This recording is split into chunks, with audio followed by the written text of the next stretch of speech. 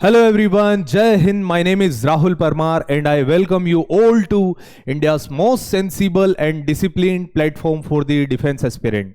दोस्तों, last class के अंदर विक्रांत बैच के अंदर हम लोगों ने डिस्कस किया था भारत के मिनरल्स के बारे में, मतलब खनिज के बारे में। हमने कई सारे मिनरल्स की बात की थी। फॉर एग्जांपल आयरन को डिस्कस किया था, आयरन के अलावा कॉपर, माइका, इन सारे मिनरल्स को देखा था। मिनरल्स के बाद हमने एनर्जी की बात की थी। तो एनर्जी में हमने टाइडल एनर्जी के बाद है तो हमारी जो रिन्यूएबल सोर्स ऑफ एनर्जी के अंदर आता है आपका सोलर एनर्जी की बात की थी, विंड एनर्जी की बात की थी, हमने बायो एनर्जी को भी डिस्कस किया था, हमने फॉसिल फ्यूल से उत्पन्न हुई एनर्जी को भी डिस्कस किया था, हमने एनटीपीसी और एनएचपीसी के बारे में भी बात की थी। एनर्जी को कंप्लीट करने के बाद मैंने आपको इंडस्ट्रीज पढ़ाई थी। तो इंडस्ट्री क्या होती है? इंडस्ट्री एक यूनिट होती है जो रॉ मटेरियल को फिनिश्ड गुड्स में कन्वर्ट कर दे।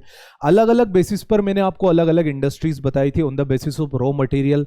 For example forest based industry की हमने बात की थी, मराइन बेस्ड इंडस्ट्री की हमने बात की थी, मिनरल बेस्ड इंडस्ट्री की हमने बात की थी और एग्रीकल्चर बेस्ड इंडस्ट्री की हमने बात की थी on the basis of resources. अब on the basis of size के बेसिस पर large scale industry, medium scale industry, small scale industry, cottage industry, इसको देखा था। साइज को कंप्लीट करने के बाद on the basis of ownership के आधार पर इंडस्ट्री को हमने देखा था। पहला तो गवर्नमेंट इंडस्ट्री यानी पब्लिक सेक्टर इंडस्ट्री, दूसरा हो जाता है प्राइवेट सेक्टर, फिर जॉइंट सेक्टर और फिर कोऑपरेटिव इंडस्ट्रीज। अलग अलग जो इंडस्ट्रीज होती उनको इस आधार पर हमने देखा था। फिर मैंने आपको बताया था कि अगर मुझे कहीं पर इंडस्ट्री लगाना है तो मुझे कौन कौन से फैक्टर्स को सामने रखना पड़ेगा। फॉर एग्जाम्पल वहां पर रॉ मटेरियल होने चाहिए। On the basis of raw material मैं इंडस्ट्री को दो पार्ट में क्लासीफाई करता हूं, वहां पर weight gaining industry and weight losing industry. Weight gaining industry वो इंडस्ट्री होती है जिसमें रॉ मटेरियल कम हो और जो फिनिश्ड गुड्स निकले वो बहुत ज्यादा निकले, जैसे कि मैंने आपको कोको कोला के बारे में बताया था। वहीं वेट लूजिंग इंडस्ट्री वो इंडस्ट्री होती है जिसमें रॉ मटेरियल काफी कम हो, बहुत ज्यादा हो। वेट लूजिंग में रॉ मटेरियल बहुत ज्यादा होगा और जो फिनिश्ड गुड्स बनेगा वो काफी कम होगा, जैसे कि कॉटन इंडस्ट्री। अब कॉटन इंडस्ट्री में क्या होता है, जैसे एक शर्ट है, एक शर्ट को बनाने के लिए कम से कम आपको 6 किलो कॉटन की आवश्यकता पड़ती है। 6 किलो कॉटन, और वो शर्ट कितने वजन का निकला? 50 ग्राम, हार्डली 100 ग्राम या फिर 50-75 ग्राम का। मतलब 5 किलो कॉटन को यूज करने के बाद मैं किस मुकाम पर पहुंचा कि मैंने एक शर्ट बनाई जिसका वजन था कितना? 75 ग्राम। मतलब वेट लूजिंग इंडस्ट्री। तो जो वेट लूजिंग इंडस्ट्री होती है उनको वहां लगाया जाता है जहां पर रॉ मटेरियल पास में मिले, ठीक है। और वेट गेनिंग इंडस्ट्री जो होती है उनको लगाया जाता मार्केट के पास में। क्यों? क्योंकि रॉ मटेरियल आराम से आ जाएगा। रॉ मटेरियल के बाद जो फिनिश्ड गुड्स बनेगा वो वेट गेन करेगा, तो मार्केट के पास होगा। तो weight losing, weight gaining industry की बात की थी। उसके बाद मैंने आपको इंडस्ट्रीज में बताया था आयरन इंडस्ट्री, ठीक है। आयरन इंडस्ट्री बताई थी कौन कौन सी बनाई है हमारे देश के अंदर। ब्रिटेन की हेल्प से, रसिया की हेल्प से, जर्मनी की हेल्प से हमारे देश के अंदर राउरकेला, भिलाई जो पावर प्लांट्स खोले थे उनके बारे में बात की थी। फिर इसको कंप्लीट करने के बाद हमने एल्यूमिनियम की इंडस्ट्री देखी थी। एल्यूमिनियम किससे निकलता? Bauxite, corundum. तो बॉक्साइट मैक्सिमम अमाउंट में कहां पाया जाता है? ईस्टर्न पार्ट में, मयूरभंज के इलाके में। तो यानी उड़ीसा के पास जो रिजर्व्स है बॉक्साइट के सबसे ज्यादा। तो बॉक्साइट के रिजर्व उड़ीसा के पास सबसे ज्यादा, और बॉक्साइट जो होता है उड़ीसा के अंदर जो निकलता वही बॉक्साइट और होता है। बॉक्साइट क्या होता है? एल्यूमिनियम की एक ऑक्साइड होती है जिससे एल्यूमिनियम को निकाला जाता है। तो एल्यूमिनियम की industry, for example Hindalco, NALCO Hindustan aluminium corporation limited, NALCO national aluminium corporation limited, ठीक है। इस तरह से अलग अलग एल्यूमिनियम के कॉर्पोरेशन लिमिटेड और उनके सेंटर्स मैंने आपको बताए थे लास्ट लेक्चर के अंदर। इस लेक्चर के अंदर कुछ और थोड़ी बहुत इंडस्ट्रीज जो बची हुई है किसी पर्टिकुलर चीज को लेकर के, फॉर एग्जांपल रेलवे के इक्विपमेंट्स को बनाने के लिए, फॉर एग्जांपल एविएशन इंडस्ट्री, ठीक है। तो इन इंडस्ट्रीज की बात करेंगे और फिर हम जाएंगे इंडिया की पॉपुलेशन मतलब भारत की जनसंख्या, और फिर जाएंगे भारत के परिवहन मतलब ट्रांसपोर्ट के ऊपर। ट्रांसपोर्ट में हम तीनों चीजें देखेंगे, रोडवेज, एयरवेज और तीसरा क्या होता है हमारा? वाटरवेज। रोडवेज के अंदर भी हम तीनों की बात करेंगे, state highway, national highway, rural road, ठीक है, डिस्ट्रिक्ट रोड, इनकी बात करेंगे। एयरवेज में हम इंटरनेशनल डोमेस्टिक के बारे में जानेंगे। वहीं जब हम वाटरवेज की बात करेंगे तो इनलैंड वाटरवेज को जानेंगे जो इंडिया के इंपॉर्टेंट है, जहां से सीडीएस कंबाइंड डिफेंस सर्विसेज ने कई बार क्वेश्चन पूछा गया, उसके क्वेश्चंस कैसे होंगे उनको भी डिस्कस करेंगे इस सेशन के अंदर। मतलब आपको मैं एक बात बताऊं कि यहां पर ढेर सारे क्वेश्चंस हम लगाएंगे जो कि कंबाइंड डिफेंस सर्विसेज ने पूछे गए हैं, ठीक है। उनको कंप्लीट करने के बाद हम रेलवेज की बात करेंगे। तो रेलवेज में क्वेश्चन कहां से आते हैं मैं आपको बता देता हूं। कभी रेलवे में क्वेश्चन इस टाइप से नहीं पूछे गए सीडीएस के अंदर कि कौन सी रेल कब चली थी, कौन सी रेलवे कहां पर है। रेलवे के अंदर क्वेश्चन आते हैं हेडक्वार्टर से, जैसे ईस्टर्न रेलवे का हेडक्वार्टर कहाँ, साउथ सेंट्रल का हेडक्वार्टर कहाँ है। तो इन हेडक्वार्टर्स की लिस्ट को भी हम इस लेक्चर के अंदर पढ़ेंगे, ठीक है। तो इन चीजों को कंप्लीट करने के बाद फिर कई सारे प्रीवियस ईयर क्वेश्चंस लगाएंगे और अगला जो सेशन होगा हमारा, उस सेशन के अंदर मैं आपको मैप बेस्ड क्वेश्चंस बताऊंगा, ठीक है। Map based question, for example जैसे मैंने आपको सेपरेट करके भी बताया था कि नेशनल डिफेंस एकेडमी और कंबाइंड डिफेंस सर्विसेज में क्या क्या अंतर होता विद रिस्पेक्ट टू ज्योग्राफी। तो कंबाइंड डिफेंस सर्विसेज के अंदर मैप बेस्ड क्वेश्चन आते इंडिया के साथ साथ वर्ल्ड के भी।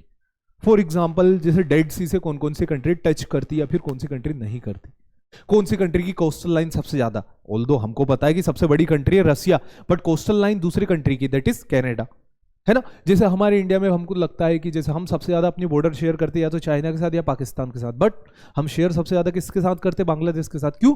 क्योंकि वो जिगजैग है, वो कुछ इस तरह से बनी हुई है कि अगर आप उसको एक लंबी स्ट्रेट लाइन में खींच के देखोगे तो उसकी वो ज्यादा निकलेगी। ठीक उसी प्रकार कनाडा का भी है, जो बाफिन बे है ईस्टर्न साइड में, वहां पर बहुत सारे आइलैंड्स और इनके कारण उसकी कोस्टल लाइन ज्यादा हो जाती है। तो हम मैप बेस्ड क्वेश्चंस देखेंगे जिसके अंदर मैं आपको कुछ इंपॉर्टेंट चीज बताऊंगा। फॉर एग्जांपल स्ट्रेट्स, एस्थेमस, स्ट्रेट्स में सारे इंपॉर्टेंट स्ट्रेट्स की बात करेंगे और एस्थेमस को भी डिस्कस करेंगे। स्ट्रेट्स के अंदर बहुत सारे स्ट्रेट्स होते हैं, बहुत सारे चैनल होते हैं, बहुत सारी कैनाल्स होती हैं, उनको बात करेंगे। जैसे जल संधि और जल डमरू, इन दोनों को भी हम यहाँ पर डिस्कस करेंगे कि क्या क्या इसमें अंतर होता है। आगे के जो सेशन होंगे उसके अंदर मैप बेस्ड क्वेश्चन और कुछ important factual information regarding the combined defence services के बारे में हम बात करेंगे। तो शैल वी स्टार्ट? तो अब चलिए हम स्टार्ट करते हैं हमारे टॉपिक को। तो यहां पर सॉरी, ये जो लिखा हुआ है हम एग्रीकल्चर नहीं पढ़ने वाले हैं, ये गलत लिखा हुआ है। हम यहां पर बात करेंगे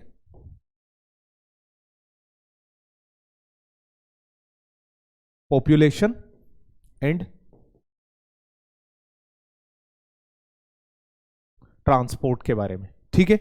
इस सेशन के अंदर हम पॉपुलेशन देखेंगे और ट्रांसपोर्ट देखेंगे हमारी कंट्री का, ठीक है। कुछ इंडस्ट्रीज जो बच गई थी, फॉर एग्जांपल सीमेंट इंडस्ट्री। तो सीमेंट जो होता है, सीमेंट क्या होता है? सीमेंट एक प्रकार का नॉन मेटल होता है, ठीक है। सीमेंट एक प्रकार का नॉन मेटल होता है जो कि विंध्यन रॉक के अंदर बहुत ज्यादा मात्रा में मिलता है। अलग अलग रॉक सिस्टम मैंने आपको बताए थे। इंडिया का सबसे पहला आर्कियन रॉक सिस्टम है, फिर धारवाड़ रॉक सिस्टम है, फिर कडप्पन रॉक सिस्टम है। इसके बाद इसी की सीरीज में आ जाता है आपका विंध्यन रॉक सिस्टम, फिर क्रिटेशियस आ जाएगा, डेक्कन आ जाएगा, डेक्कन क्रिटेशियस एक ही है, गोंडवाना रॉक सिस्टम, इस तरह से चलेंगे। तो जो विंध्यन रॉक सिस्टम है, मतलब विंध्याचल वाला पार्ट, कहां पर? गुजरात के पालनपुर से लेकर के, तो हमारा कहां तक? गुजरात पालनपुर से लेकर तो सासाराम बिहार तक। ये वाला जो पार्ट है आपका विंध्यन रॉक सिस्टम का, इस विंध्यन रॉक सिस्टम के अंदर पाई जाने वाली रॉक्स जो होती है उनको as an building material use किया गया। जैसे दिल्ली का लाल किला जो बना था, मध्य प्रदेश के अंदर विदिशा में जो बना था, क्या बोलते हैं उसको हम, हमारा सांची का स्तूप, ठीक है। तो जितने किले बनते थे उनको लगभग इस क्षेत्र से लेकर के जाया जाता था, यहां से, ठीक है। विंध्यन रॉक सिस्टम गुजरात से हमारी सासाराम तक चलती है।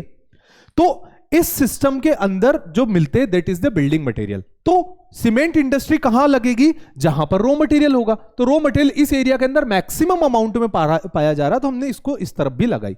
बिल्डिंग में जैसे सतना एंड मेहर, मेहर का बड़ा सा एक टेम्पल है, बहुत फेमस है, मां सरस्वती का टेम्पल है। तो ये मध्य प्रदेश के अंदर है। तो Satna and Maihar in MP, Chhattisgarh के अंदर जामुल दुर्ग, तेलंगाना के अंदर आदिलाबाद, राजस्थान के अंदर उदयपुर, लाखुरी एंड चूरू, यहां पर भी सीमेंट इंडस्ट्री डेवलप्ड है। वहीं गुजरात के अंदर पोरबंदर, जामनगर, और झारखंड के अंदर सिंदरी और खिलारी, इन जगह पर मैक्सिमम अमाउंट में सीमेंट इंडस्ट्री इंडिया की लगी हुई है, जो कि सीमेंट प्रोड्यूस करती है और सीमेंट को हम यूज करते हैं as a building material. Moving ahead, अगला आ जाता है हमारा, अब जो जिस इंडस्ट्रीज को हमने ट्रांसपोर्ट में यूज किया गया। अब देखो मैं एक बात बताता हूं आपको, इक्विपमेंट्स बनते, शिप के भी बनेंगे, शिप के इक्विपमेंट्स बनने के बाद रेलवे के इक्विपमेंट्स बनेंगे, ठीक है। रेलवे के बाद फिर रोडवेज में भी लगेंगे।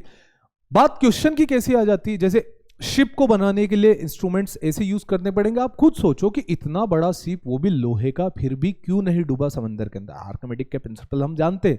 साथ ही साथ बात यह होती है कि जब समुद्र में के अंदर जहाज चलता है तो थोड़ा ऊपर उठ के चलता है, और जब वही जहाज नदी के अंदर चलेगा तो थोड़ा दब के चलेगा। क्यों? क्योंकि जब जहाज नदी के अंदर बहता है तो रिवर वाटर के अंदर सॉल्ट कम होता है, सोल्ट कम होता है, सेलेनिटी कम होती है, सेलेनिटी कम होती है, salinity impact the physical property of water, salinity will impact the physical property of water. तो जैसे ही सेलेनिटी उसकी फिजिकल प्रॉपर्टी मतलब उसकी डेंसिटी को इंपैक्ट करती है। Saline water is denser, less saline water is less denser. तो more saline water sea water है तो उसके ऊपर जहाज थोड़ा सा ऊपर बहेगा, क्यों? क्योंकि डेंसिटी ज्यादा है। वही less saline water, river water जो है वो क्या है? लेस डेंस है, उसकी डेंसिटी कम है, तो जहाज और थोड़ा दब के चलेगा। ठीक है, तो इस तरह की चीजें होती है। अब क्वेश्चन कैसे पूछे गए कंबाइंड डिफेंस सर्विसेज के अंदर?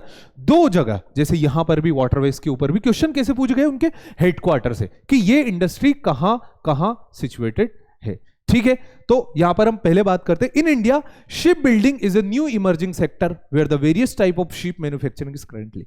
मतलब इंडिया के अंदर शिप बिल्डिंग बहुत पहले से नहीं है, रिसेंटली ही स्टार्ट हुई है, 60s के बाद, 1960s के बाद ही डेवलप हुई है शिप बिल्डिंग इंडस्ट्री इंडिया के अंदर। अब कहां कहां लगाई गई है? अब देखो, वहां वहां लगाएगी जहां कोस्ट होगी। अगर मुझे शिप बिल्डिंग इंडस्ट्री बनाना है तो मैं उसको मध्य प्रदेश के अंदर तो नहीं लगाऊंगा, छत्तीसगढ़ के अंदर तो नहीं लगाऊंगा, कहां लगाऊंगा? वहां लगाऊंगा जहां शिप चलते हैं। तो शिप बिल्डिंग इंडस्ट्री को लगाया गया है पहला आपका कोची में। ठीक है, इसको याद रखना, कोची के अंदर ब्लू शिपयार्ड बना हुआ है। दूसरा कोचिन के अंदर बना हुआ, कोचिन मतलब कोचिन शिपयार्ड बना हुआ है अगेन कोची के अंदर। ये दो कोची के अंदर बने हुए हैं, दोनों को याद रखना, सी ब्लू शिपयार्ड और कोचिन शिपयार्ड। दूसरा मझगांव, तो ये मझगांव जो है ये बना हुआ है डोक आपका मुंबई के अंदर, याद रखना मझगांव, मझगन और एम फॉर मुंबई। ठीक है, तो ये हो गया। हिंदुस्तान शिपयार्ड लिमिटेड विशाखापट्टनम में बना हुआ। विशाखापट्टनम में क्या है? विशाखापट्टनम का जो पोर्ट है वो पोर्ट क्या है? डीपेस्ट इनलैंड पोर्ट है। मतलब इंडिया के अंदर एक तो इनलैंड मतलब थोड़ा सा अंदर आकर के शिप पार्क होते हैं और वो डीपेस्ट है। ठीक है, तो विशाखापट्टनम के अंदर जो शिपयार्ड लिमिटेड बना हुआ है वो बना हुआ है Hindustan shipyard limited. And the question was being asked from combined defence services. कहां से? ये और ये तीनों थे सामने, मतलब मेजदा कॉलम में पूछा गया था कि सी ब्लू शिपयार्ड कहां पर है, दूसरा मझगांव और तीसरा हिंदुस्तान शिपयार्ड लिमिटेड, और आपको उनको मैच करना था, ऊपर नीचे थे सब। ठीक है, तो इस तरह से क्वेश्चन यहां से पूछे गए जिनको हमने पुट किया। अगला garden reach shipyard limited. Garden reach shipyard limited के अंदर यह बताया गया बेटा कहां पर है ये? पहली चीज तो कलकत्ता के अंदर है। यहां पर कौन सा पोर्ट है हमारे पास? हल्दिया का पोर्ट है। तो हल्दिया का पोर्ट कलकत्ता के अंदर, नदी का नाम है हुगली वहां पर, और ये गार्डन रीच शिपयार्ड लिमिटेड बना हुआ है कोलकाता के अंदर।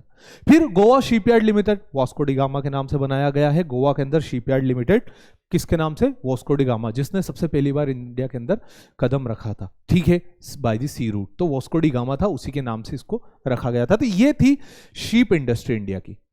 ठीक है, इंपॉर्टेंट जो शिप इंडस्ट्री थी, शिप बिल्डिंग इंडस्ट्री, वो ये थी। आगे बात करते हैं important industry for the aviation. तो एयरक्राफ्ट मैन्युफैक्चरिंग इंडस्ट्री 1940 से इंडिया के अंदर शुरू हुई थी लगभग, मतलब सेकेंड वर्ल्ड वॉर का टाइम था उस वक्त से। हिंदुस्तान एरोनॉटिकल लिमिटेड हॉल जो है उसको बेंगलोर के अंदर बनाया गया है। इस पॉइंट को भी याद रखें। देखो, इसको इसलिए याद रखें कि अगर यहां से क्वेश्चन पूछे जा सकते हैं तो यहां से भी वो निकाल सकते हैं।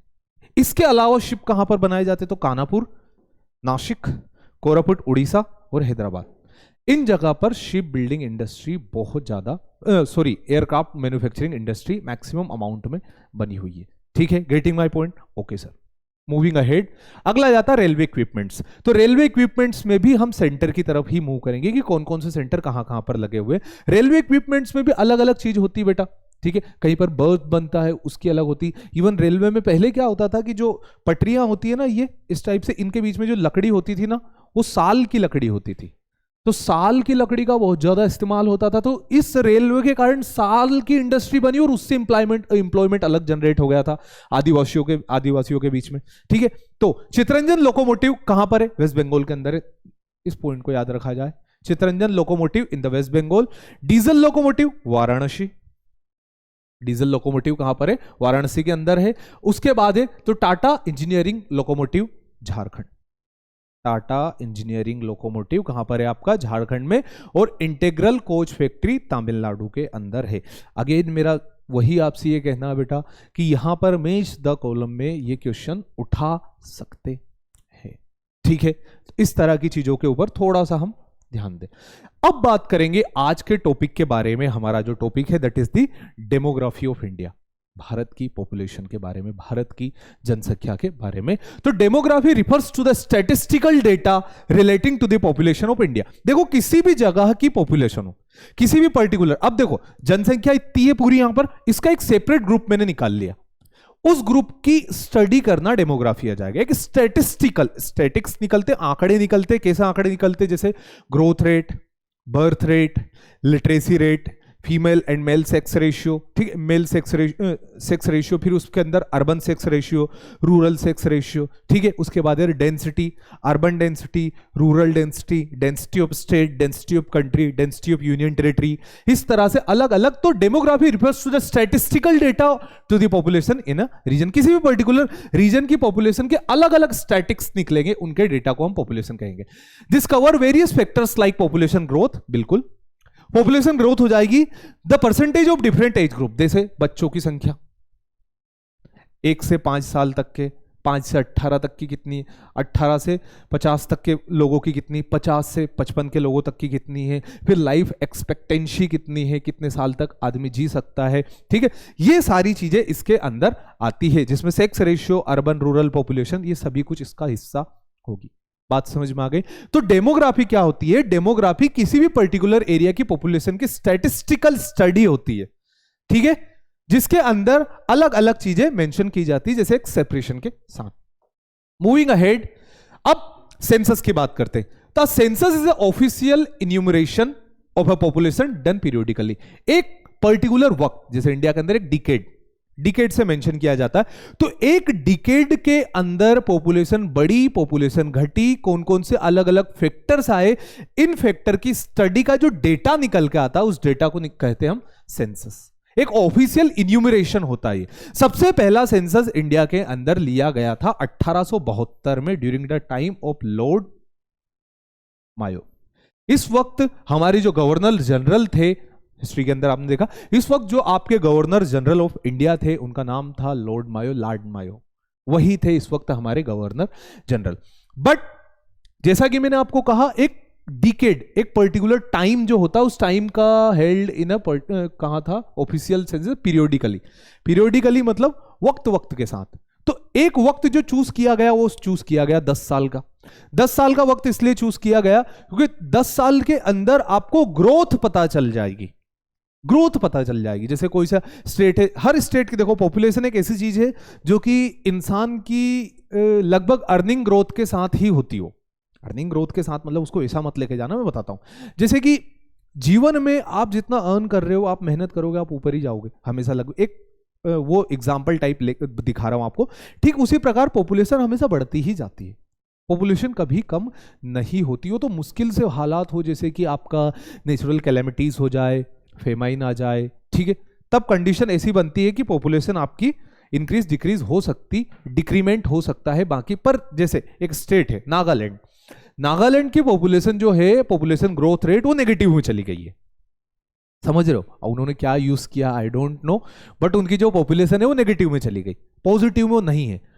तो आपको जो रीजन है उसको मेंशन करना है कि पॉपुलेशन जो ग्रोथ है नागालैंड की, वो नेगेटिव क्यों गई है, वो पॉजिटिव क्यों नहीं गई। बाकी सारे स्टेट की पॉपुलेशन जैसे कल इतनी थी तो अगले साल इतनी होगी, और अगले साल इतनी, और 10 साल में इतनी बढ़ जाएगी। तो पॉपुलेशन अलग अलग स्टेट की बढ़ती है, बट नागालैंड की ये यहां से यहां आ गई, वाई पता करना, ठीक है? ओके, चलिए एक मिनट बेटा, चलिए एक इंपॉर्टेंट कॉल आ गया था। ओके, हाँ, कहां बता रहा था मैं आपको? पीरियोडिकली बताता है पॉपुलेशन किसी भी रीजन की। तो सबसे पहला पॉपुलेशन सेंसस कब कंडक्ट कराया गया? सबसे पहला कराया गया लॉर्ड मायो के टाइम पे, मतलब आजादी के पहले।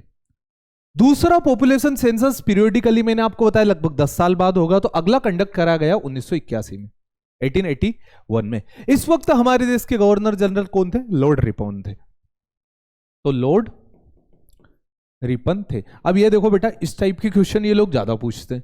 क्यों पूछते? क्योंकि यहां पर सब्जेक्ट्स की स्ट्रीम एक्सपांड हुई है, ज्योग्राफी, हिस्ट्री, और दोनों के बीच में एक वो बनी हुई है यहां पर कि क्वेश्चन ज्योग्राफी और हिस्ट्री दोनों की तरफ से उठाया गया। तो आपसे पूछा भी जा सकता है ये, आप या तो इतिहास के अंदर पढ़ोगे, वहां पर आपको सर बताएंगे कि पॉपुलेशन की जनगणना की शुरुआत की गई थी लॉर्ड रिपन के टाइम पे। हमने उसको, क्योंकि हम एक केस स्टडी कर रहे हैं, हमको जितने भी कॉन्सेप्ट जानना था वो हमने सबने फिजिकल ज्योग्राफी के अंदर देख लिए। अब क्या कर रहे हैं, हम उस सारे कॉन्सेप्ट्स का एप्लीकेशन देख रहे हैं। मैंने क्या बताया था आपको, लिथोस्फीयर, हाइड्रोस्फीयर, एटमॉस्फेयर के कंबाइन से बना हुआ बायोस्फीयर, और इसी बायोस्फीयर के अंदर जनसंख्या रहती है। तो अब ये हम केस स्टडी कर रहे हैं हमारे सारे कॉन्सेप्ट्स को अप्लाई करते हुए। तो इस तरह के क्वेश्चन जो होते हैं ना, जो सब्जेक्ट से रिलेट करे, यहां से क्वेश्चन बहुत सारे उठ सकते हैं। ठीक है, जैसे इंडस्ट्री वाला टॉपिक है, इंडस्ट्री में कई सारी पॉलिसीज है जो आपको शायद आप इकोनॉमिक्स में पढ़ते होंगे या फिर आपको सर पॉलिटी में पढ़ाएंगे। तो ये क्या होता है, ये मैच होता है। ठीक है, इस तरह से चीजें ध्यान रखें। ओके, डेमोग्राफी के अंदर कौन निकालता है बताता, आगे बढ़ते हैं। तो रजिस्ट्रार जनरल ऑफ इंडिया जो इसको निकालता है, जो इसको दर्शाता है, बताता है। तो registrar general of India was founded in 1961 by the government of India under the ministry of home affair. 1961 में बनाया गया रजिस्ट्रार जनरल ऑफ इंडिया। ये क्या करता है, जो पॉपुलेशन सेंसस होता है ना, उसको कंडक्ट करवाता है, सर्वे करवाता, अलग अलग लैंग्वेज के सर्वे कराता है। कौन सा, रजिस्ट्रार जनरल ऑफ इंडिया। कब बनाया गया था, 1961 में बनाया गया था under the ministry of home affair. जो मिनिस्ट्री है होम अफेयर की, आपको कमेंट करके बताना हु इज द मिनिस्टर। ठीक है, इसका जो मेन मिनिस्टर है वो कौन है, मिनिस्ट्री ऑफ होम अफेयर का। ठीक है, तो रजिस्ट्रार जनरल ऑफ इंडिया इसी के अंदर बना हुआ, जिसका काम क्या होता, कंडक्ट करना, एनालाइज कराना, रिजल्ट निकालना डेमोग्राफिक सर्वे का। जो अलग अलग डेमोग्राफिक सर्वे होते हैं, सेंसस होते हैं, उनको निकालना, दर्शाना, ये इनका काम होता है। और साथ ही साथ लिंग्विस्टिक सर्वे ऑफ इंडिया। ठीक है, ये जो रजिस्ट्रार जनरल ऑफ इंडिया है उसका ये इस तरह का मोनो बना हुआ है। ठीक है, सेंसस ऑफ इंडिया के ऊपर बन के आता है, जिसको रजिस्ट्रार जनरल ऑफ इंडिया निकालता है। मूविंग अहेड, अब बात करते हैं factor influencing the distribution of population. कौन कौन से ऐसे फैक्टर है जो किसी भी एरिया की पॉपुलेशन को इन्फ्लुएंस करेंगे। फॉर एग्जांपल, जैसे मैं आपको बताऊं कि भारत के उत्तर के मैदान जो है, उत्तर के मैदान कहां कहां तक, पंजाब, हरियाणा, उत्तर पूर्वी राजस्थान, उत्तरी मध्य प्रदेश, उत्तर प्रदेश, बिहार, उत्तरी झारखंड, वेस्ट बंगाल और आसाम। ये जो राज्य है जहां पर उत्तर के मैदान बहुत अच्छे से डेवलप्ड है, यहां की पॉपुलेशन कंपैरेटिवली ज्यादा है। जैसे कि इंडिया की सबसे ज्यादा जनसंख्या कहां पर आती, उत्तर प्रदेश के अंदर आती। सबसे डेंस पॉपुलेशन कहां पर आती, बिहार के अंदर आती। सेकंड डेंस पॉपुलेशन कहां पर आती, वेस्ट बंगाल के अंदर आती। तो हमने क्या देखा कि ज्योग्राफिकल फैक्टर एक ऐसा फैक्टर होता है। तो ज्योग्राफिकल फैक्टर में ऐसा क्या फैक्टर है यहां पर, उत्तर के मैदान मतलब क्या, उत्तर के मैदान, नॉर्दर्न प्लेन्स का कहने का सिंपल सा तात्पर्य यह है कि these are the plain area fertile for the agriculture, the soil is fertile as well as have sufficient amount of water from the Ganga river, Yamuna river, Son river, Chambal river, Betwa river, Ken river, Indus river, Brahmaputra river. इन rivers के कारण क्या होता है, यहां पर fertile alluvial soil जमा है, पहली चीज। तो दूसरी चीज क्या है कि जो एलुवियल सोइल जमा है उसके ऊपर आप अच्छी से चीजें उगा सकते हो, खेती अच्छी से कर सकते हो। दूसरा, रोड ट्रांसपोर्ट, मतलब ट्रांसपोर्ट की कनेक्टिविटी बहुत अच्छी है। आप खुद सोचो, एक पहाड़ों के ऊपर रोड बनाना और एक मैदान में रोड बनाना बहुत अंतर है। पहाड़ों में बनाना टफ होगा और अच्छा नहीं बनेगा। पहाड़ पर आप ऐसे तो चढ़ा नहीं सकते, आपको हेयर पिन वैली की तरह बनाना पड़ेगा, यूं काटते हुए, तब जाकर के रोड बनेगा इन पहाड़ों के ऊपर। आप ऐसा नहीं बना सकती, ये चढ़ा दिया 45 के एंगल के साथ चढ़ा, ऐसा नहीं होता। ठीक है, तो ये रोड की कनेक्टिविटी कहां पर अच्छी डेवलप होगी, इस एरिया के अंदर होगी डेवलप। खेती अच्छी होगी, खेती अच्छी होगी तो काम अच्छा मिलेगा। इन सारी चीजों को मद्देनजर रखते हुए लोग यहां पर बसना प्रेफर करते हैं। इसीलिए ज्योग्राफिकल फैक्टर सबसे ज्यादा किसी भी एरिया की पॉपुलेशन को डिटरमाइन करता है। ठीक है, यही कंडीशन अगर मैं डेजर्ट की रख दूं, जैसे राजस्थान के अंदर जैसलमेर, जोधपुर, बाड़मेर, ये जो जिले हैं जो एकदम पश्चिमी राजस्थान के अंदर आते हैं, वहां पर लोग कम हैं। सिंपल सी बात यह है, वहां पर बारिश नहीं होती तो कम होती है, बहुत कम होती है। इतने में उनका जीवन बहुत अच्छे से व्यापन नहीं कर सकते। वो क्या करते हैं, अपने जानवरों को लेते हैं। जैसे ग्रीष्म ऋतुकाल की शुरुआत होने लगती है या फिर जैसे शरद ऋतुकाल खत्म होने लगता है, ये अपने जानवरों को लेकर के महाराष्ट्र, मध्य प्रदेश, गुजरात इस तरफ जाने लग जाते। इस तरफ जाते चरवाहे लोग जो बंजारे होते हैं, आपने देखा होगा ना, ऊंट के ऊपर उनका पूरा परिवार रहता है, भेड़ होती, बकरी होती। क्यों? क्योंकि अब कंडीशन बची ही नहीं वहां पर। राजस्थान में क्या खिलाएंगे अब गर्मी में? चलो खिला भी दिया, कुछ वेजिटेशन होता, ज़ेरोफाइटिक वेजिटेशन, वो उग भी जाएगा, पर पिलाएंगे क्या? तो इसलिए इनको मार्च करना पड़ता, दे हैव लॉन्ग मार्च। इस तरह से किसी भी एरिया की जियोग्राफी डिटरमाइन करती कि वहां की पॉपुलेशन डेंस होगी या फिर स्पार्सली पॉपुलेटेड एरिया होगा। Moving ahead, economic factor, simple सी बात है, जनसंख्या रहेगी तो उसको खाने पीने के लिए रिक्वायरमेंट होगी, उसको अर्निंग के सोर्स की आवश्यकता होगी। तो इकोनॉमिक फैक्टर डिटरमाइन करता है कि आप कैसे अर्न करोगे, कितना अर्न करोगे, और जितना अर्न करोगे उस जगह पर रहना ज्यादा प्रेफर करोगे। फॉर एग्जाम्पल जैसे दिल्ली है, दिल्ली की पॉपुलेशन डेंसिटी 11,000, 11,000, समझ रहे हो? 11,000 लोग 1 स्क्वायर किलोमीटर एरिया के अंदर। क्यों? क्योंकि वहां पर रोजगार है, अलग अलग चीजें खुली हुई है, हमारे देश की कैपिटल है, ठीक है। इन सारी चीजों के चलते वहां की जनसंख्या ज्यादा है, क्योंकि इकोनॉमिक फैक्टर मैटर कर रहा। तीसरा, social and cultural condition, her community के लोग अपने सोशल, अपने कल्चर के अनुसार रहना प्रेफर करेंगे। फॉर एग्जांपल, जैसे कि एक सिंपल सा कॉन्सेप्ट में देता हूं कि जैसे कोई जो मोमेडियन है वो हिंदू के इलाके में रहना कम प्रेफर करेंगे, जो हिंदू है वो उनके इलाके में रहना कम प्रेफर, क्योंकि कल्चर फैक्टर है, कल्चर फैक्टर। उनका कल्चर थोड़ा अलग है, इनका कल्चर थोड़ा अलग है, कहीं कहीं पर एक साथ रहते, यही तो हमारे देश की यूनिटी है। अगर साथ में रहे तो यूनिटी है, और अगर नहीं रहे तो कोई उसमें सीन नहीं। यहां पर कल्चर फैक्टर मैटर करता है किसी भी जगह की जनसंख्या को लेकर के, ठीक है। ये हो गया। इसके अलावा और भी होते हैं, जैसे डेमोग्राफिक फैक्टर के अंदर क्या हो जाता है कि किस एरिया की पॉपुलेशन कैसी है, ये डिटरमाइन करेगा वहां की ग्रोथ रेट कैसी है।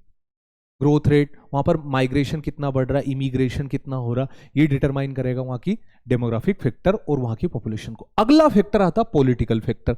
पॉलिटिकल फैक्टर मतलब गवर्नमेंट के नॉर्म्स कितने इजी है। कहीं कहीं पर गवर्नमेंट की पॉलिसी काफी रिजिड होती है ना। जैसे जैसे फॉर एग्जांपल एक चीज बताता हूं मैं आपको, उसको नेगेटिव ना ले। जैसे एक वो है, एक स्टेट है जिसको आप सपोज कर लो कि वहां पर जो स्कूल्स हैं, गवर्नमेंट स्कूल है, गवर्नमेंट स्कूल काफी वीक है, ना गवर्नमेंट उनके ऊपर ध्यान दे रही, तो मतलब उनका पॉलिटिकल इन्फ्लुएंस जो होता है उनके ऊपर वो कम होता है। तो जब वहां पर कोई पेरेंट्स जाना प्रेफर नहीं करेंगे, ठीक है। क्यों? क्योंकि वहां के पॉलिटिकल फैक्टर्स अच्छे नहीं, उनकी स्कीम्स, जितनी जिसकी स्कीम रिजिड होगी उतना वहां पर कम जाएंगे, और जिसकी जितनी स्कीम जो होगी गवर्नमेंट की पोलाइट, अच्छी होगी, ठीक है, पीपल ओरिएंटेड होगी, वहां पर लोग ज्यादा जाना प्रेफर करेंगे। तो these are some political factor. इसके अलावा जैसे और भी कई सारी चीजें होती है बेटा, बहुत सारी चीजें होती है जो डिटरमाइन करती है। फॉर एग्जांपल जैसे एक ही फसल है, उसका एक स्टेट के अंदर भाव ज्यादा और दूसरे स्टेट के अंदर भाव कम, तो मूवमेंट करके करते ना माइग्रेशन, या तो फिर वहीं रुक कर दो, वहीं रुक कर खेती करके भेज दो। बात क्या होती है, आप वहां रुककर खेती कब कर सकते हो? जब आपके पास रिसोर्स होंगे, और रिसोर्स हो गए तो आप वहां परमानेंट सेटल हुए, तो मतलब आपने उस जगह की पॉपुलेशन को इन्फ्लुएंस कर दिया।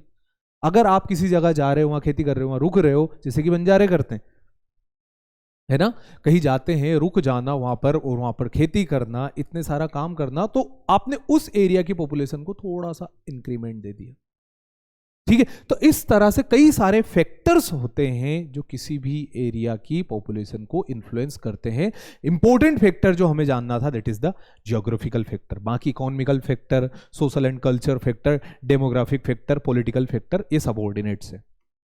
मूविंग अहेड, अब हम हमारे देश की पॉपुलेशन के बारे में बात करते हैं। तो अकॉर्डिंग टू 2011 के सेंसस के अकॉर्डिंग बता रहा हूं अभी भी, है ना।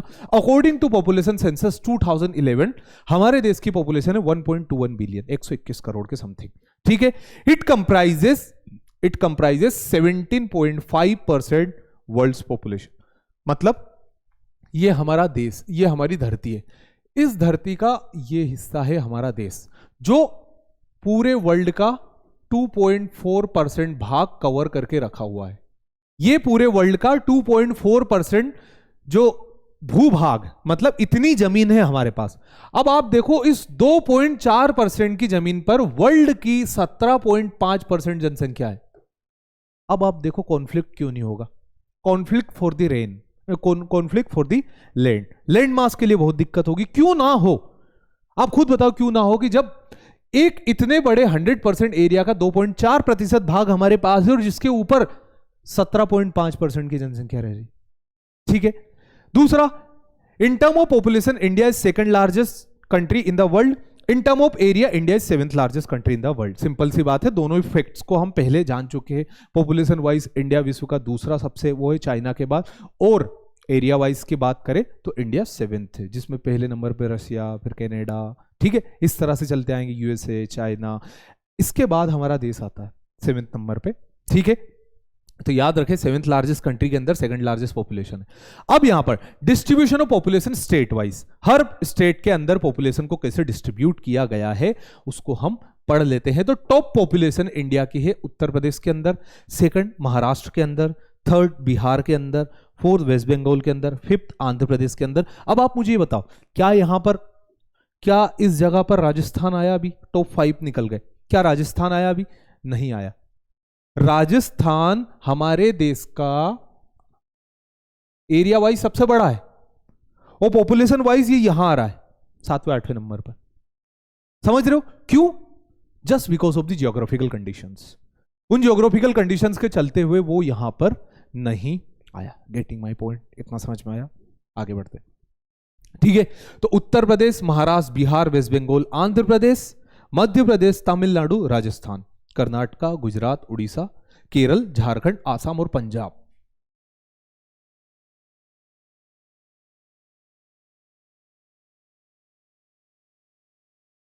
अब मैं आपको बताता हूं, ये वाला जो पार्ट है ना बेटा, यहां से सीडीएस ने क्वेश्चन पूछा हुआ है। सीडीएस ने यहां पर से क्वेश्चन पूछा हुआ है। इन 4 स्टेट्स के नाम लिए, इन 4 स्टेट्स के नाम लिए, कौन कौन से? सीडीएस 2000 पेपर ए, मतलब फर्स्ट पेपर के अंदर ये क्वेश्चन पूछा गया है, पेपर 1 जो होता है उसके अंदर। तो पेपर 1 मतलब जो अप्रैल में एग्जाम होती है उसकी बात कर रहा हूं। उसमें क्वेश्चन पूछा गया कि इन 4 राज्यों में से सबसे ज्यादा जनसंख्या किसकी है? अरेंज करना है आपको डिक्रीजिंग ऑर्डर में। तो सबसे ज्यादा केरल की है, फिर झारखंड की है, फिर आसाम की और फिर पंजाब की है। तो आप समझिए इस सेंसस के अंदर भी वो कहां चला गया। इस तरह से आपको चीजें बेटा ध्यान में रखनी पड़ेगी। सीडीएस 2015 के अंदर ये क्वेश्चन पूछा गया। फिर इसके बाद आता छत्तीसगढ़, हरियाणा, दिल्ली, जम्मू कश्मीर, उत्तराखंड और अदर स्टेट्स आ जाएंगे उसके अंदर। आगे हम और बात करेंगे कौन टॉप 5 में है और कौन टॉप सबसे कम में, लीस्ट में आते हैं, ठीक है। मूविंग अहेड, अगला कि इंडिया के अंदर टॉप 5 किन किन की जनसंख्या है। तो सबसे पहले पॉपुलेशन में ऊपर आता उत्तर प्रदेश, मैंने बता दिया था आपको। दूसरे नंबर पर महाराष्ट्र। अगर आप जियोग्राफिकल फैक्टर की बात करेंगे, है ना, बात करते, पहले में आता उत्तर प्रदेश, दूसरे में महाराष्ट्र, तीसरे में बिहार, चौथे में वेस्ट बंगाल और 5वें में मध्य प्रदेश। अब यहां का फैक्टर क्या है? किस फैक्टर की वजह से? एलुवियल सोइल, प्लेन्स, यहां पर black soil, Maharashtra Deccan plateau, Deccan trap, black soil, basalt, साथ साथ मिनरल्स, ठीक है, कोस्टल एरिया, एम्प्लॉयमेंट अपॉर्चुनिटीज, इन चीजों के चलते Bihar similar region, alluvial soil. समझ रहे हो? इन कंडीशन को देखो, प्लेन्स में आते हैं लोग, रहना ज्यादा प्रेफर करते हैं। West Bengal again alluvial soil, क्यों? क्योंकि ये तो गंगा की सबसे ओल्ड स्टेज के अंदर आता है। लगभग जो ओल्ड स्टेज होते हैं ना, रिवर्स को हम 3 स्टेज में कैटेगराइज करते हैं, young, mature and old. Young stage के अंदर वो इरोजन करेगी, ओल्ड स्टेज के अंदर वो डिपोजिशन करेगी। यंग स्टेज के अंदर अलग अलग लैंडफॉर्म्स बनाएगी। फॉर एग्जांपल आपका cascades, plunge pool, waterfall, V shaped valley, I shaped valley, ठीक है। इस तरह से मतलब उस वक्त वो लेटरल इरोजन करेगी। लेटरल मतलब अपने दोनों हाथों से। फिर मैच्योर स्टेज आएगी, मैच्योर स्टेज के अंदर वो अलग अलग लैंडफॉर्म्स बनाएगी। फॉर एग्जांपल मियंडर पाथ होगा, फ्लड प्लेन होगा, लेविस होंगे, नेचुरल लेविस जो होते वो होंगे।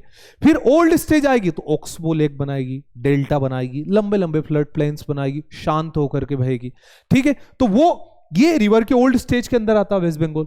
यहां पर से तो इवन नदी के अंदर से टूट के नदी गई, दैट इज हुगली। हुगली को हम क्या बोलते हैं? कटी गंगा, भागीरथी। क्यों? क्योंकि गंगा नदी से मुर्शिदाबाद में कट जाती है। तो यहां पर भी एक फैक्टर हो गया। अच्छा, मध्य प्रदेश, मध्य प्रदेश को स्टेट ऑफ रिवर बोलते हैं या फिर रिवर स्टेट। आप खुद देखो यहां पर इतनी नदियां है, इतनी नदियां है। फॉर एग्जांपल नर्मदा है, ताप्ती है, सोन है, माही है, उसके बाद चंबल है, केन है, बेतवा है, ठीक है, इस टाइप की अलग अलग नदियां। और ये जैसे नर्मदा, नर्मदा क्या है, मध्य प्रदेश के एकदम बीचों बीच से निकलती है। महादेव के श्वेत से जमनी, शिव कन्या शिव वाहिनी, हृदय प्रदेश की जीवन रेखा, रेवा मोक्षदायिनी। रेवा मतलब नर्मदा का नाम, पहले हम पढ़ चुके हैं सारी चीजें। तो नर्मदा नदी अमरकंटक अनूपपुर से निकल के वेस्टवर्ड साइड जाती है और खंबात की खाड़ी में अपना वाटर डिस्चार्ज करती है। 1312 किलोमीटर की लंबाई को कवर करते हुए 3 राज्यों के अंदर से बह जाती है, मध्य प्रदेश, महाराष्ट्र और गुजरात। अब बात यह आता थी कि मध्य प्रदेश का पूरा भाग, मध्य प्रदेश को ऐसा समझ लो कि नर्मदा घाटी के ऊपर बैठा हुआ है। क्यों? क्योंकि मध्य प्रदेश के एकदम बेस से निकलती नर्मदा, पहली चीज। तो दूसरी चीज क्या हो जाती है कि नर्मदा जो होती है उसकी इतनी सारी ट्रिब्यूटरीज है, शेर, हिरण, वेदा, खाड़ी, ठीक है, तो इन देनवा, तवा। अब इन नदियों के कारण क्या होता है कि यहां पर आपको इरिगेशन सिस्टम अच्छा हो गया। दूसरा, इंडिया का दूसरा सबसे बड़ा राज्य, तो लैंडमास भी है, इरिगेशन भी हो गया इन नदियों के कारण, इसलिए यहां पर भी लोग रहना प्रेफर कर रहे हैं। तो ये कुछ ऐसे फैक्टर्स बनते हैं जहां पर लोग रहना प्रेफर करते हैं। अब दूसरा, यहां पर लोग कम क्यों रहना प्रेफर करते हैं? Again the geographical factor. पहला, सिक्किम, सिक्किम के अंदर लोग रहना कम क्यों प्रेफर कर रहे हैं? पहला तो एक तो हिली टेरेन है और दूसरा एरिया छोटा है, कम प्रेफर नहीं कर रहे, इसकी पॉपुलेशन कम क्यों है? पहली चीज तो क्या है, सिक्किम का एरिया छोटा है, दूसरी क्या है, टेरेन इलाका है, ठीक है, ओके। मिजोरम बिल्कुल जंगल वाला इलाका है पूरा। इंडिया के अंदर सबसे ज्यादा forest cover area wise Madhya Pradesh के अंदर है, और percentage wise with respect to the area of state, पूरे स्टेट के एरिया के कितने परसेंट में जंगल है, तो मिजोरम आ जाएगा। बात यह है कि यहां पर जंगल है, और यह question area wise state wise दोनों ही कंबाइंड डिफेंस सर्विसेज ने पूछे, दोनों ही क्वेश्चन पूछे हैं। और कब पूछे मैं आपको यह बताता हूं। 2022 का जो पेपर 2 हुआ था, 2022 का जो पेपर 2 हुआ था, जो अभी सितंबर अक्टूबर में हुआ था, आई थिंक सो दैट नवंबर में हुआ था, इस पेपर के वक्त 2 एग्जाम हुई थी, एक तो नेशनल डिफेंस एकेडमी और दूसरा कंबाइंड डिफेंस सर्विसेज, दोनों ही एक दिन हुए थे। अब उस एक दिन कंडक्ट हुई एग्जाम के अंदर एक में पूछा गया forest cover of India area wise, और एक में सीडीएस में पूछा गया forest cover of India percent wise. तो percent wise Mizoram, area wise Madhya Pradesh, ठीक है, इस तरह से। फिर अरुणाचल प्रदेश, अगेन टेरेन इलाका है, अगेन टेरेन इलाका है। जो वैली है वो नर्मदा की, उसकी है, ब्रह्मपुत्रा की, इसलिए भी नहीं। गोवा जो है स्टेट में एरिया वाइज छोटा, दूसरा वेस्टर्न घाट्स के अंदर आता है, तो टूरिज्म के लिए अच्छा। नागालैंड अगेन टेरेन सही नहीं है और एरिया भी छोटा, इसलिए ये वो राज्य जिनकी पॉपुलेशन सबसे कम में आती है। Top 5 least populated state and top 5 most populated state of India. Moving ahead, अगला आ जाता है पॉपुलेशन डेंसिटी। पॉपुलेशन डेंसिटी का मतलब क्या होता है, किसी पर्टिकुलर एरिया के अंदर कितने लोग रहते हैं, is considered as a population density of that particular area. What does mean by density? Number of particle in per unit area, number of particle in per unit area is termed as population density. तो मध्य प्रदेश की population density की बात करना, तो मुझे क्या जानना है कि मध्य प्रदेश के अंदर कितने लोग रहते हैं, टोटल नंबर ऑफ पीपल कितने। तो टोटल नंबर ऑफ पीपल पर यूनिट एरिया, यानी फॉर एग्जांपल ये मैंने एक एरिया बना लिया, इसकी वो है 1 किलोमीटर, ठीक है। तो 1 किलोमीटर स्क्वायर एरिया के अंदर कितने लोग रहते हैं वो डिटरमाइन करता है उस जगह का जनसंख्या घनत्व कितना होगा। It is largely depend upon the geographical factor, बता दिया मैंने आपको, ठीक है। पहले वो तीनों स्फीयर बढ़ते, फिर बायोस्फीयर आता, और बायोस्फीयर में जनसंख्या आती है, ठीक है। तो it is largely depend upon the geographical factor. Therefore states like Assam, Himachal Pradesh and other hilly terrain have low density of population. Simple सी बात बता दी आपको कि ये इलाके जो हैं यहां पर पॉपुलेशन डेंसिटी कम है। वहीं नॉर्दर्न प्लेन्स के अंदर आने वाले सारे राज्य, साथ ही साथ कोस्टल प्लेन्स में लाइक केरल, कर्नाटक, केरल, वेस्ट बंगाल, महाराष्ट्र, यहां पर पॉपुलेशन डेंसिटी ज्यादा है। क्यों? क्योंकि ये हो गया आपका कोस्टल एरिया, कोस्टल प्लेन्स, ये हो गया आपका नॉर्दर्न प्लेन्स, मैदानी इलाका है, मैदानी पठारी इलाके पर लोग रहना ज्यादा प्रेफर करते हैं। अलग अलग कारण मैंने आपको पहले ही बता दिया, ठीक है। तो ये हो गई हमारी पॉपुलेशन डेंसिटी। अब on the basis of population density, on the basis of population density कौन सा स्टेट टॉप पर है, कौन सा स्टेट लीस्ट पर है। पहले तो पॉपुलेशन डेंसिटी की बात कर लेते हैं, इंडिया की कितनी है। तो population density of India is 382। भारत की पॉपुलेशन डेंसिटी कितनी है? 382 लोग in a single square unit area के स्क्वायर यूनिट एरिया के अंदर रहते हैं। कितने? 382। और इनमें से जो स्टेट टॉप पर है उसका नाम है बिहार। अब बिहार में क्या है बेटा, पॉपुलेशन डेंसिटी है 1 स्क्वायर किलोमीटर एरिया के अंदर, एक सिंगल स्क्वायर किलोमीटर एरिया के अंदर कितने लोग रहते हैं, 1106 लोग। दूसरा वेस्ट बंगाल, तीसरा केरल, चौथा उत्तर प्रदेश और पांचवा हरियाणा। अब इसमें आप क्या चीज कॉमन देख रहे हो, आप एक चीज यहां पर कॉमन देख रहे हो कि ये जितने भी एरिया है सारे प्लेन्स के एरिया है। प्लेन्स मतलब या तो हमारे नॉर्दर्न प्लेन्स या फिर ये जैसे केरल है तो ये कोस्टल प्लेन। तो प्लेन्स वाले इलाके में क्या होता है कि लोग रहना ज्यादा प्रेफर करते हैं क्योंकि वहां पर उनको चीजें ज्यादा मिल जाती, फैसिलिटीज कंपैरेटिवली ज्यादा होती प्लेन्स में। वही दूसरा सामने बात करें तो जैसे अरुणाचल प्रदेश है, मिजोरम है, सिक्किम है, नागालैंड, मणिपुर है, ये सामने की तरफ है। तो अरुणाचल प्रदेश की सबसे कम है 17% पर स्क्वायर किलोमीटर एरिया, ठीक है। एक स्क्वायर किलोमीटर एरिया के अंदर कितने लोग आ रहे हैं, 17 लोग आ रहे हैं अरुणाचल प्रदेश में, और 1106 लोग आ रहे हैं आपके बिहार के अंदर। अब आपको ऐसा नहीं है कि सिर्फ इन दो को याद रखना, आपको लर्न सारे को रखना है, वेस्ट बंगाल भी, केरल भी, उत्तर प्रदेश भी, और उस आपके बाद हरियाणा भी। क्योंकि बेटा मैंने आपको एक बात याद हो तो एक पॉइंट कुछ देर पहले बताया था, कंबाइंड डिफेंस सर्विसेज ने क्वेश्चन कहां से पूछा है, इन चीजों से, मतलब केरल, झारखंड, असम और पंजाब, इस लेवल पर जाकर क्वेश्चन पूछा गया तो हम किसी को भी स्किप नहीं कर सकते, इसलिए हमको यहां पर ये सारे को देखना है। वहीं लीस्ट पॉपुलेशन डेंसिटी की बात करें तो जो लीस्ट पॉपुलेशन डेंसिटी वाला रीजन है उसके अंदर भी हमें इन सारे पॉइंट्स को देखना पड़ेगा।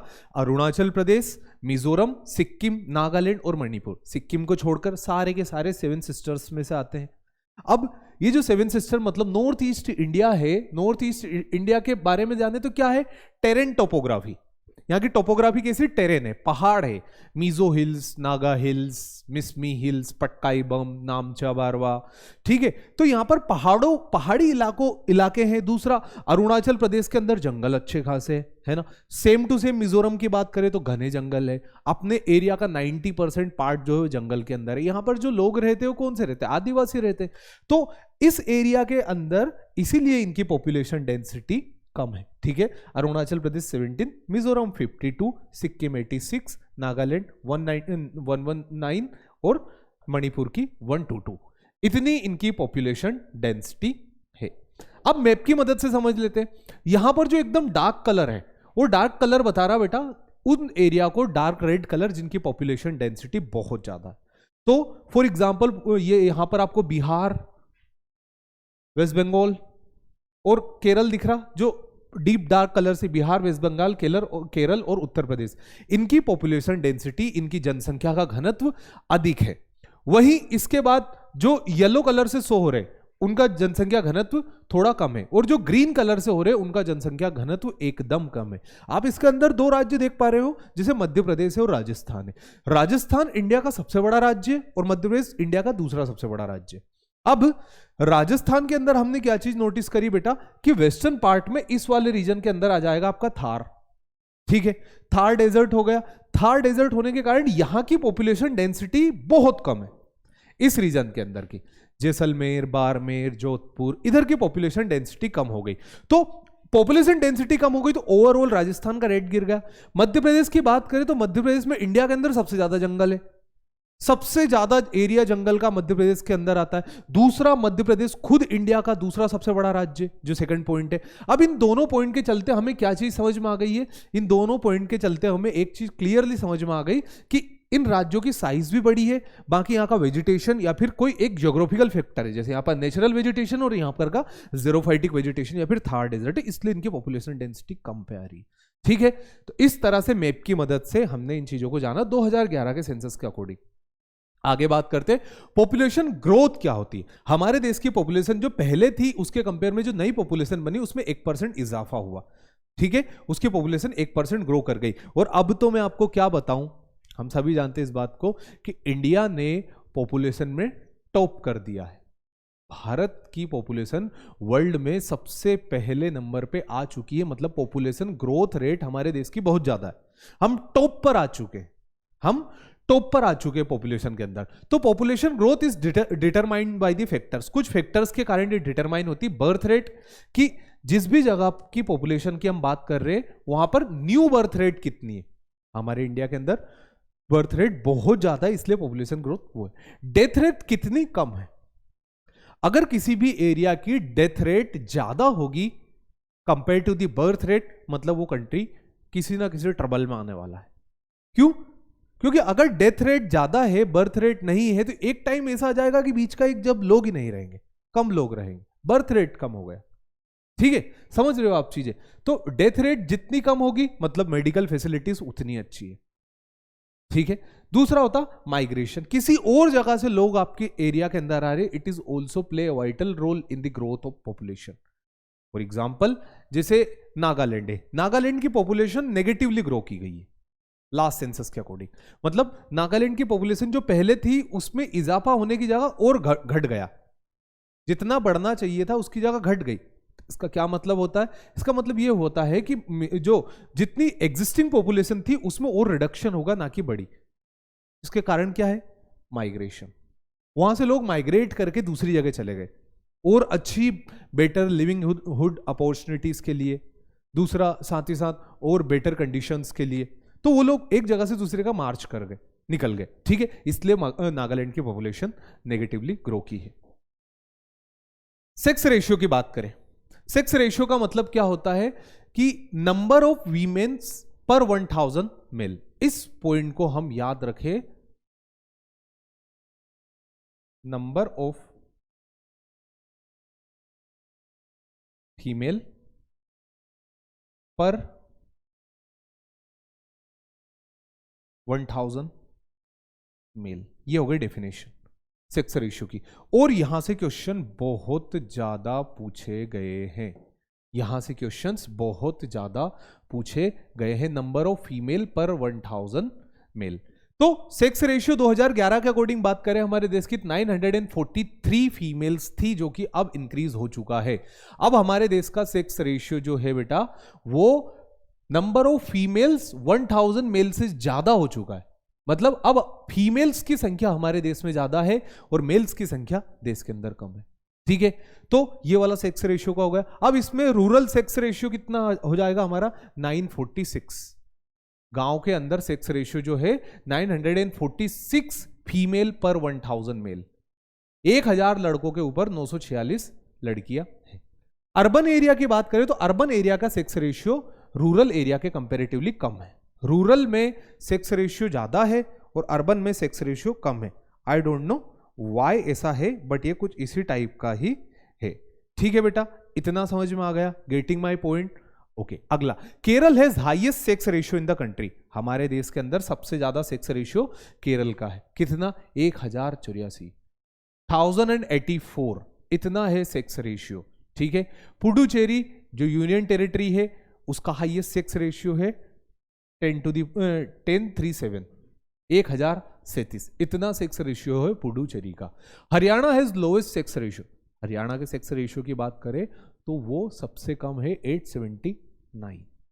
तो सिंपल सी बात क्या है बेटा, केरल का सेक्स रेशियो ज्यादा है स्टेट में, पुडुचेरी का सेक्स रेशियो ज्यादा है यूटी में, हरियाणा का सेक्स रेशियो सबसे कम है स्टेट्स में। ठीक है, इस पॉइंट को हमें लर्न करना है, याद रखना है। ठीक है बेटा, चलिए आगे बढ़ते हैं। अब बात करते हैं लिटरेसी रेट की। लिटरेसी रेट का मतलब क्या होता है? A person who can read, right, understand is a literate person. ठीक है, सो लिटरेसी डे इंडिया का नहीं, इंटरनेशनल लिटरेसी डे सेलिब्रेट किया जाता है 8 सितंबर को। हर साल 8 सितंबर के दिन, सितंबर में 16 या फिर 17 सितंबर के दिन हम ओजोन डे को भी सेलिब्रेट करते हैं। ओजोन डे क्यों मनाया जाता है? मॉन्ट्रियल प्रोटोकॉल हुआ था। कहाँ हुआ था? कनाडा के एक शहर में, मॉन्ट्रियल में।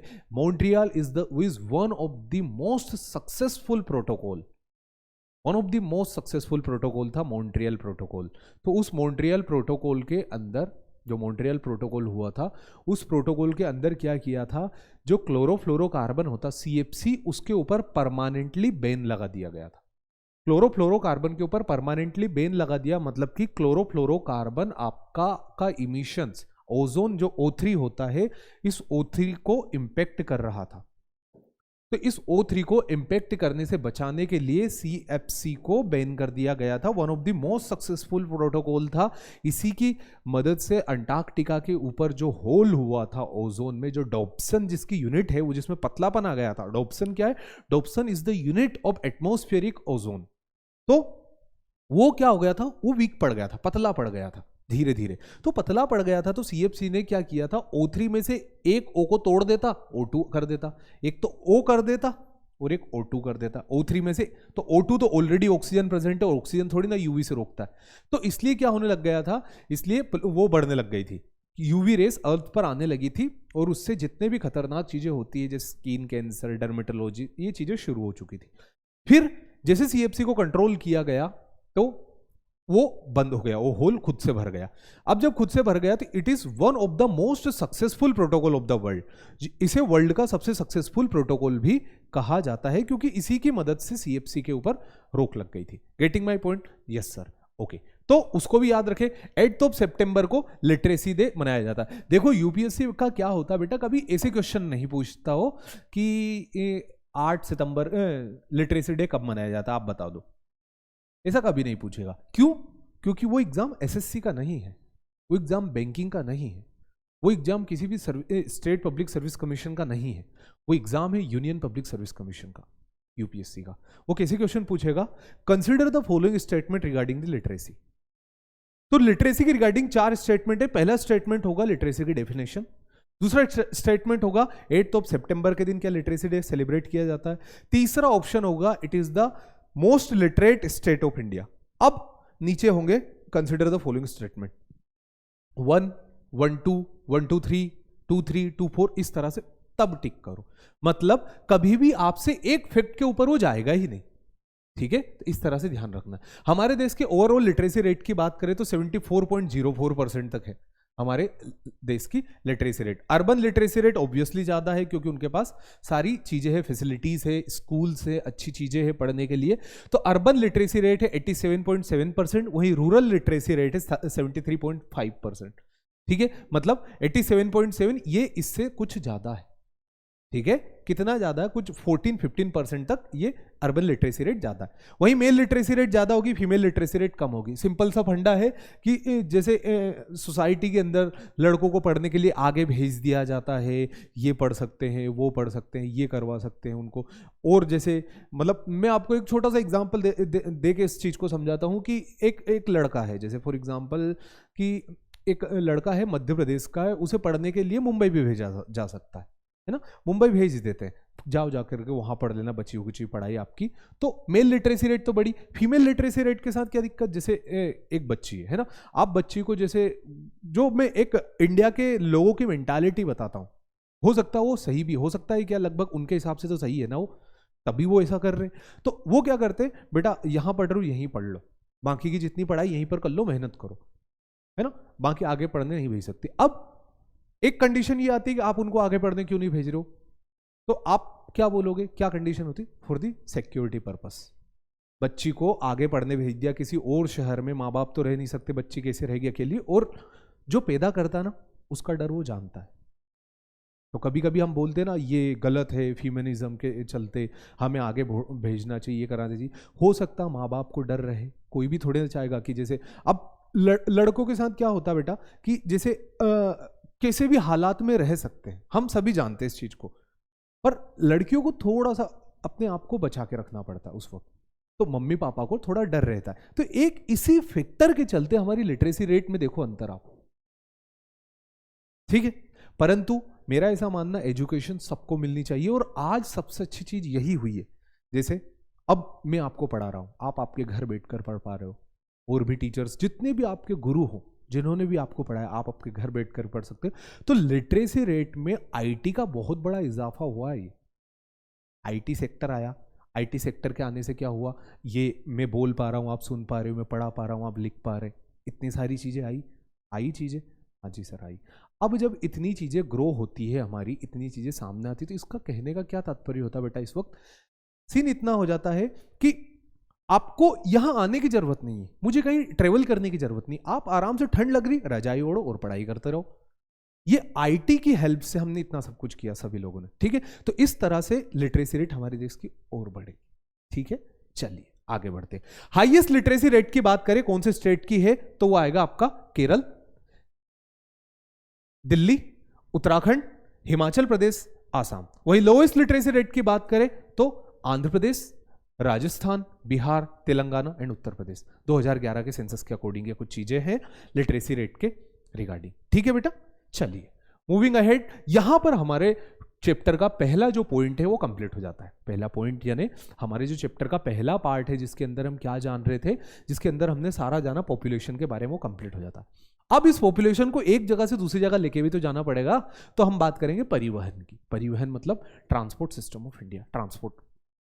तो the action of carrying taking place, taking people और goods from one place to another. Simple सी बात है, एक ट्रांसपोर्ट एक प्रोसेस है जिसके अंदर लोग और वस्तुओं को एक जगह से दूसरी जगह लेकर जाया जाता है। जैसे मैं हूं, मुझे यहां से जाना है कहां पर, दिल्ली, तो मैं ये क्या यूज करूंगा, ट्रांसपोर्ट, कोई भी हो। रोडवेज, बस से जाऊंगा, रेलवेज, ट्रेन से जाऊंगा, एयरवेज, हवाई जहाज से जाऊंगा। डिपेंड्स कि मुझे जो काम करना है, मुझे कितनी जल्दी वहां पहुंचना। सपोज करो कल के कल में एक बैच लॉन्च करना है ना, आप ही लोगों के लिए एक अलग बैच लॉन्च करना, तो मुझे दिल्ली जाना है। और उन्होंने बोला सर अभी आना पड़ेगा। अब अभी आना पड़ेगा तो क्या हम इनमें से काई से जा सकते, हम इसकी मदद से जाएंगे। मतलब कहने का यह है कि अगर आपका डिस्टेंस बड़ा हो, साथ ही साथ आपके जाने के लिए वक्त कम है, तो आपको वो यूज करना पड़ेगा।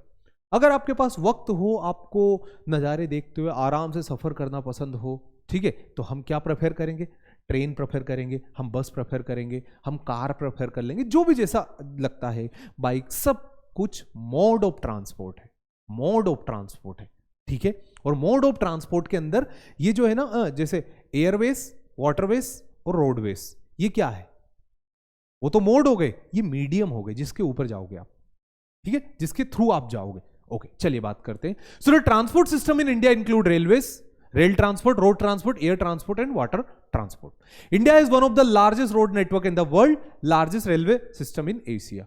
हमारा देश का, इंडिया का जो है, वर्ल्ड के अंदर अच्छा रोडवेज का नेटवर्क है, और एशिया के अंदर रसिया के बाद हम टॉप पर आते हैं रेलवे में, ठीक है। आगे बात करते हैं एक एक करके सेपरेटली सभी की। सबसे पहले बात करते हैं एयरवेज की। एयरवेज को डिस्कस कर लेते हैं। तो airways play a vital role as a modern mean of transport. बहुत इंपॉर्टेंट है, ठीक है, बहुत इंपॉर्टेंट है ये। It is very important for the growth of trade and commerce. बहुत ज्यादा जरूरी होता है बेटा, किस चीज के लिए, ट्रेड एंड कॉमर्स की ग्रोथ के लिए, ट्रेड के लिए, कॉमर्स की ग्रोथ के लिए। एक जगह से दूसरी जगह किसी बिजनेसमैन का बहुत जल्दी वक्त में पहुंच जाना, इन दोनों ही सेक्टर्स में एक अच्छा रोल प्ले करता है, ठीक है। समझ रहे हो ना, कि अगर मुझे जैसे यहां से कहीं जाना है, सपोज करो मुझे साउथ ईस्ट एशिया में जाना है, तो साउथ ईस्ट एशिया में सपोज करो मुझे वियतनाम जाना है, तो वियतनाम या तो मैं डायरेक्टली चला जाऊं या फिर बस से जाऊं। बस से जा सकते हैं क्या, नहीं जा सकते क्या, कमेंट करके बताना। बहुत सिंपल सी चीज है, आप एक बार मैप देखना, आपको पता चल जाएगा क्या बस से मैं वियतनाम जा सकता हूं। आगे बात करते हैं। Aircraft can fly up to the speed of 500 kilometre per hour. लगभग 500 घंटे की स्पीड के साथ ये उड़ता है। Some planes can fly at a supersonic, sound की स्पीड के साथ साथ भी कुछ प्लेन्स जो होते हैं वो फ्लाई करते। No other mean of transport can move at a such speed. देखो, ना तो ट्रेन चल सकती है, ना वाटरवेज चल सकते हैं, और ना ही आपका रोडवेज चल सकते हैं, जितना तेज आपका हवाई जहाज जाता है, ठीक है। India hold 3rd position in the world civil aviation market. इस पॉइंट को लिख लो, पूछ लिया गया है सीडीएस में ये, कि सिविल एविएशन का जो मार्केट है उसमें भारत की 3री पोजीशन है। इंडियन नेशनल एयरवेज, हमारे देश के अंदर एयरवेज की शुरुआत की थी सेकेंड वर्ल्ड वॉर के कुछ साल पहले, ठीक है। हमारे देश के अंदर इसकी शुरुआत की गई थी 1933 में। इन 1953 India airline corporation was formed for the domestic aviation services. 1953 में हमारे देश के अंदर डोमेस्टिक सर्विसेज को प्रोवाइड करने के लिए क्या बना था, आपका इंडियन एयरलाइन कॉर्पोरेशन, ठीक है। आज बात करें तो कई सारे प्राइवेट सेक्टर है, जैसे स्पाइस जेट, विस्टारा, इंडिगो, जेट एयरवेज, ये एंटर कर चुके हैं सिविल एविएशन में, जो कि हेल्प करते हैं, ठीक है। Airways play a very important role during the war time and disaster. ये वाला भी पॉइंट पूछा गया था। ये दोनों क्वेश्चन एक साथ पूछे गए थे जोड़ के, ठीक है। तो एयरवेज जो होता है, जैसे डिजास्टर हो गया, डिजास्टर में सपोज करो हमने एक जगह का एग्जांपल ले लेते हैं जहां पर बहुत खतरे आते हैं, ठीक है, जहां पर बहुत डिजास्टर मतलब आपदाएं आते हैं, प्राकृतिक आपदा, natural calamities, natural catastrophic events वहां पर बहुत ज्यादा होते हैं। तो जगह हमने कौन सी कंसिडर कर ली, हमने ईस्टर्न कोस्ट लिया, और ईस्टर्न कोस्ट में उड़ीसा का एक कोई इलाका ले लिया जहां बहुत तेज साइक्लोन आ गया, है ना। तो साइक्लोन आ गया, तो आपको साइक्लोन के अंदर, अब आप साइक्लोन को आपने क्या अभी वो किया है फोरकास्ट, कहां पर कि एक डीप डिप्रेशन जनरेट हुआ बे ऑफ बंगाल के अंदर। जब साइक्लोन आपकी तरफ आ रहा है तो आपको लोगों को रिहेबिलिटेट कराना है, तो आप जल्दी से एयरवेज के थ्रू करवा सकते हैं। साथ ही साथ किसी एक पर्टिकुलर एरिया में आपको कुछ इम्यूनेशन प्रोवाइड करना है, लोगों को कुछ चीज़ें देना है, और उसके बाद है तो फौज के कुछ उसमें मदद करना है किसी पर्टिकुलर मिशन के अंदर, तो भी एयरवेज बहुत इंपॉर्टेंट रोल प्ले करता है, ठीक है। चॉपर जो होते हैं ना हमारे, एक जगह से दूसरी जगह लोगों को रेस्क्यू करना, वहां से लेकर के दूसरी जगह जाना, इसमें बहुत इंपॉर्टेंट रोल प्ले करता है। मूविंग अहेड, अब रोड ट्रांसपोर्ट की बात करें तो road transport for the purpose of construction and maintenance, roads are classified as, for the purpose of construction and maintenance, roads को हमने नेशनल हाईवे जिनको सेंट्रल गवर्नमेंट मैनेज करती, स्टेट हाईवे जिनको स्टेट गवर्नमेंट मैनेज करती, district highway जिसको state की district का governance manage करता है, जो मतलब स्टेट हाईवे के अंदर आता, और रूरल रोड प्रधानमंत्री ग्राम सड़क योजना के थ्रू जो बनाया गया था। तो इतनी सारी चीजें हैं जो कि on the basis of construction and maintenance, मतलब इनके ऊपर लगाए गए टोल, इनको मैनेज करना, इनको बनाना, ये सब के आधार पर हमने 4 पार्ट्स में इसको क्लासिफाई किया। पहले हम डिस्कस करते हैं नेशनल हाईवे के बारे में। So national highway, the main road which are constructed and maintained by the central government are known as national highway. ऐसे मेन रोड जिनको सेंट्रल गवर्नमेंट बनाता है उन्हें नेशनल हाईवे कहते हैं। The main roads which are constructed and maintained by the central government of India are known as national highway. Central government of India जिनको बनाता है उनको हम national highway कहते हैं। These roads are meant for the interstate transport. ये जो होते हैं ना बेटा नेशनल हाईवे का काम क्या होता है, एक स्टेट से दूसरे स्टेट में ट्रांसपोर्ट करवाना, चीजों को भेजना, वो इनका काम होता है। और साथ ही साथ for the defence strategic area, जैसे किसी एरिया के अंदर आपको कुछ चीज़ें प्रोवाइड करने, जरूरी नहीं कि फौजी को हमेशा वही उसी चीज़ की, बारूद की और गन की ज़रूरत पड़े, उनके लिए खाना ट्रांसफ़र करना है, और भी सैनिकों को किसी जगह पर भेजना है, इसके लिए रोड ट्रांसपोर्ट भी एक इम्पोर्टेंट काम करता है। This also connect the capital and major cities. देखो कई सारे स्टेट्स की कैपिटल को दिल्ली के साथ कनेक्ट करता नेशनल हाईवे, ठीक है। और इंपॉर्टेंट सिटीज जैसे मध्य प्रदेश की कैपिटल भोपाल है, पर मध्य प्रदेश की एक इंपॉर्टेंट सिटी इंदौर भी है, तो इस तरह से इनको कनेक्ट करता है। इंपॉर्टेंट पोर्ट्स जो होते हैं अलग अलग जगह, जैसे खजुराहो के अंदर जाना है आपको तो वहां एक पोर्ट है, सॉरी इंपॉर्टेंट पोर्ट्स की बात कर रहा हूं मैं, उसको समझा दिया आपको एयरवेज की। पोर्ट्स मतलब कि जो कोस्टल एरिया के ऊपर बने हुए, जैसे दीनदयाल पोर्ट, फिर इसके बाद है तो आपका मैंगलोर पोर्ट, ठीक है, विशाखापट्टनम पोर्ट, इन पोर्ट्स को भी कनेक्ट करता, रेलवे जंक्शन को भी कनेक्ट करता, और साथ ही साथ एयरपोर्ट्स को भी कनेक्ट करता बेटा ये नेशनल हाईवे आपका, ठीक है। National highway 44 the largest national highway of India. National highway 44 जो है हमारे देश का सबसे बड़ा नेशनल हाईवे है, ठीक है। कश्मीर से लेके कन्याकुमारी तक चलता है, ठीक है। इसके अंदर से इतनी सारी चीज़ें जुड़ती है, इसके पास नेशनल हाईवे 1 जुड़ता है, इसके पास नेशनल हाईवे नंबर 1A जुड़ता है, इसके पास नेशनल हाईवे नंबर 3 जुड़ता है, नेशनल हाईवे नंबर 7 जुड़ता है। इस तरह से ये 7-8 जगह से पास होते हुए और कहाँ तक पहुँचता है, कन्याकुमारी तक जाता है, ठीक है बेटा। चलिए आगे बढ़ते हैं। मूविंग अहेड, यहाँ पे कुछ नेशनल हाईवेज बता रखे मैंने, जैसे पहला नेशनल हाईवे मैंने बता रखा आपको, नेशनल हाईवे नंबर 1 दिल्ली से अमृतसर के लिए, दिल्ली से Amritsar national highway number 1। National highway number 2 जो है वो दिल्ली से लेकर के कलकत्ता तक के, 1 मिनट रुको,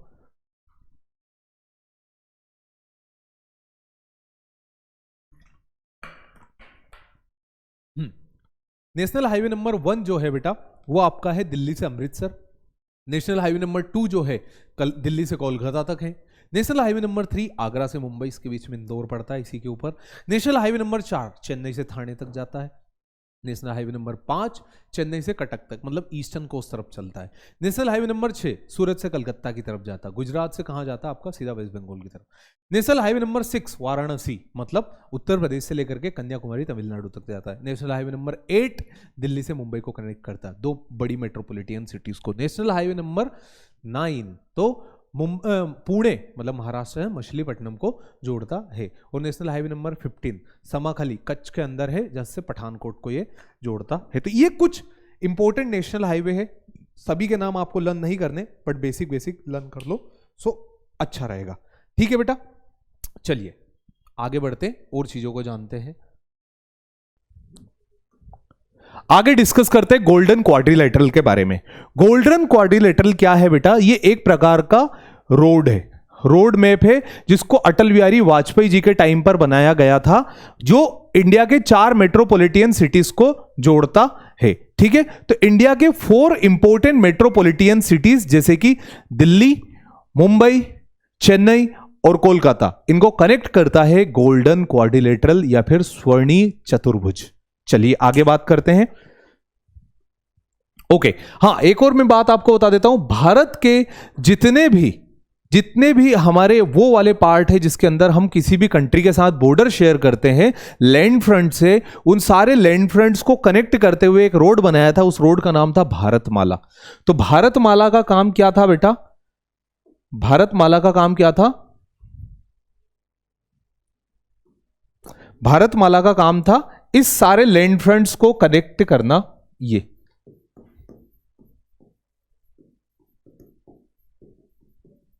किसका काम था? भारतमाला का। वहीं सागरमाला का क्या काम था? जितने भी सी पोर्ट्स हैं उनको कनेक्ट करने का काम था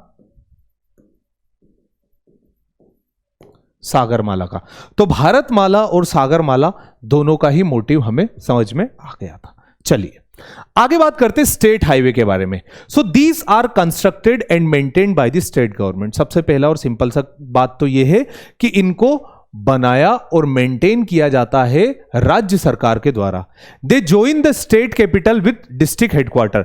ये स्टेट कैपिटल को डिस्ट्रिक्ट हेडक्वार्टर के साथ कनेक्ट करते हैं और इंपॉर्टेंट टाउन्स को भी ये कनेक्ट करते। These roads are connected to the national highway. Even जैसे कोई नेशनल हाईवे नंबर 3 है, तो नेशनल हाईवे नंबर 3 से state highway number 37, state highway number 2, state highway number 6, ये उससे एड होते हैं। तो ये आपको किसी ना किसी राष्ट्रीय राजमार्ग से भी कनेक्ट करते हैं। ठीक है, ये बेटा ये माइलस्टोन, इसके ऊपर तो मैंने सेपरेट एक वो भी बनाया हुआ है शॉर्ट, अगर आपको लगे तो आप वो भी चेक कर सकते हैं। ये जो माइलस्टोन है ये दर्शाते हैं कि कौन कौन सी चीजें किन किन को कनेक्ट करता है, जैसे कौन कौन सी चीजों का क्या क्या इंडिकेशंस होता। नेशनल हाईवे येलो और व्हाइट कलर से आएंगे, स्टेट हाईवे ग्रीन और व्हाइट कलर से आएंगे, डिस्ट्रिक्ट रोड ब्लैक और व्हाइट कलर से आएंगे, और रूरल रोड ऑरेंज और व्हाइट कलर से आएंगे आपके। ठीक है, तो इन नाम को हमें लर्न करना है। ठीक है, चलिए भारतमाला प्रोजेक्ट के बारे में मैंने आपको 2 मिनट पहले बताया था बेटा कि इंडिया के सारे लैंड फ्रंट्स को कनेक्ट करके उनको जोड़ने वाला जो मैप है, जो रोड है, रोडवेज है, उसे भारतमाला प्रोजेक्ट कहा जाता है। और इसके ऊपर कंबाइंड डिफेंस सर्विसेज ने क्वेश्चन पूछा है। ठीक है, about the Bharatmala project. Moving ahead, next one is Sagarmala. Sagarmala क्या कर रहा है यहां पर? सिंपल सी बात है, जितने भी इंडिया के अंदर इंपॉर्टेंट पोर्ट्स है, कांडला पोर्ट जिसका नाम अभी दीनदयाल हो चुका है, ठीक है, जवाहर था जिसका, फिर दीनदयाल हो चुका, अब कांडला था, फिर जवाहर हुआ, फिर दीनदयाल, फिर Porbandar port, Mumbai port, Jawaharlal Nehru port, फिर इसके बाद है तो आपका, सॉरी इसका नाम जवाहरलाल नेहरू नहीं, जवाहरलाल नेहरू पोर्ट यहां पर है, Mangalore port, Kochi port, Tuticorin port, Chennai port, Indore port, Visakhapatnam port, Paradip और हल्दिया पोर्ट। इन सारे पोर्ट्स को कनेक्ट करने वाले रूट को हम कहेंगे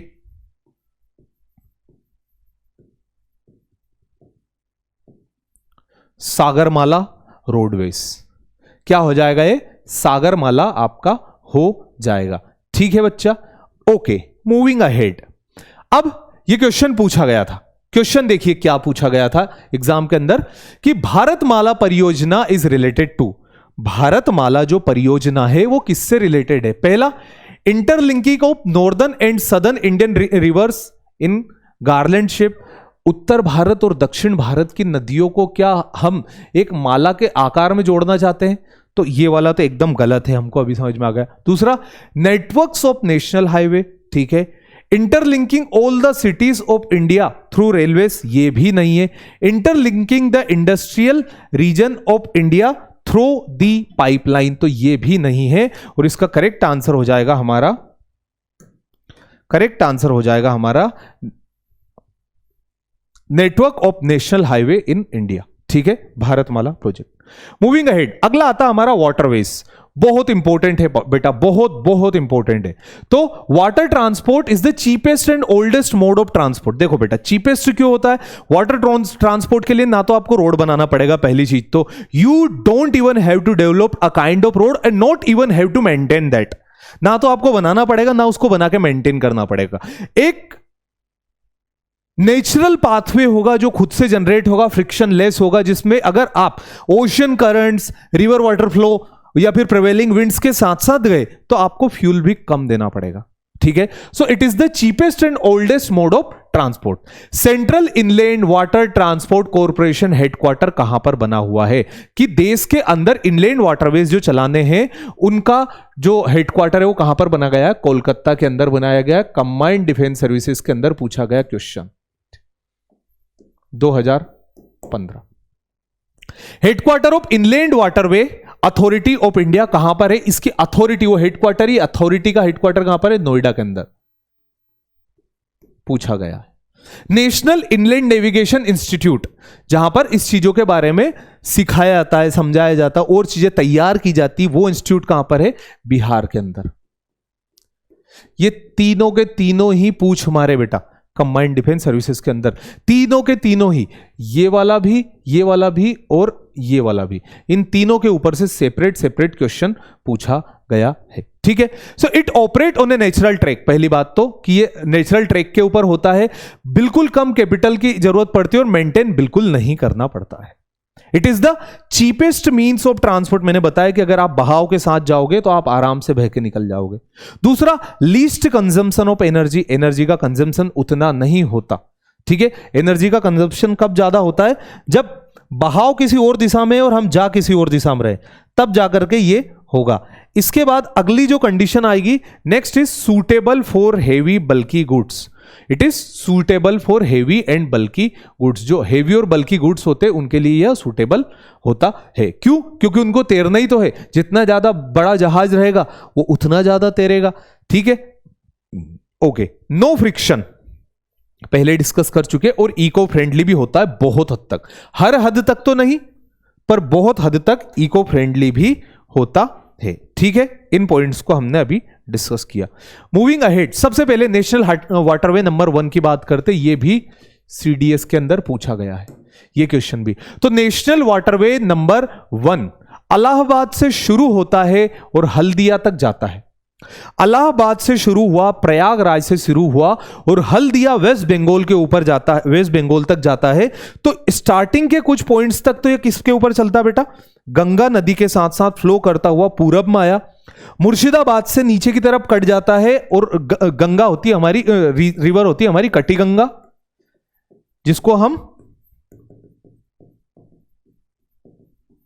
हुगली के नाम से भी जानते। तो यहां से ये हुगली के ऊपर चलने लग जाता है, ठीक है। तो हल्दिया से लेकर के इलाहाबाद तक national waterway number 1। National waterway number 2 Brahmaputra नदी के ऊपर बना हुआ है। कहां से? सादिया से लेकर के तो डुबरी तक, दोनों के दोनों ही आसाम के अंदर आता है। तो सादिया से लेकर के डुबरी तक आने वाला नेशनल वाटरवे हमारा हो जाएगा नेशनल वाटरवे नंबर 2।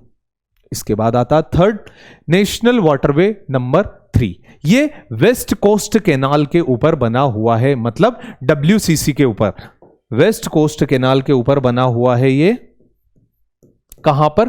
केरल के अंदर है। कोट्टापुरम से चालू होता है ये कोल्लम तक। तो ये यहां पर आपका कोल्लम और ये कोट्टापुरम, ठीक है।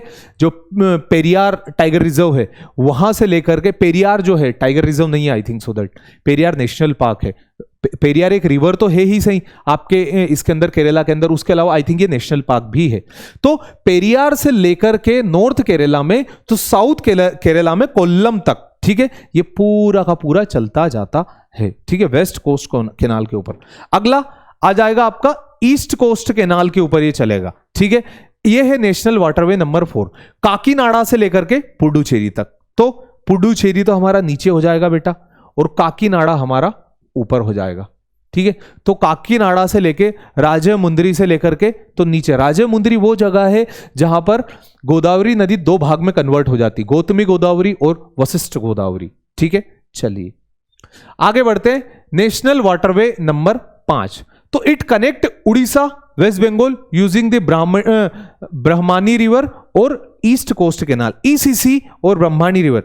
ये यहां पर तो ब्रह्मानी रिवर आ रही है और ये यहां पर इस रीजन को ये कनेक्ट करता है बेटा उड़ीसा को वेस्ट बंगाल के साथ, आपका national waterway number 5। National waterway number 6 proposed है कहां से, लाखीपुर से लेकर के भांगा तक। तो लाखीपुर से लेकर के भांगा तक आपके कौन से राज्य के अंदर, आसाम के अंदर ये आपको कनेक्ट करता है, याद रखना, लाखीपुर से भांगा तक। नदी का नाम है बराक। ठीक है, लाखीपुर से भांगा नदी आपकी हो जाएगी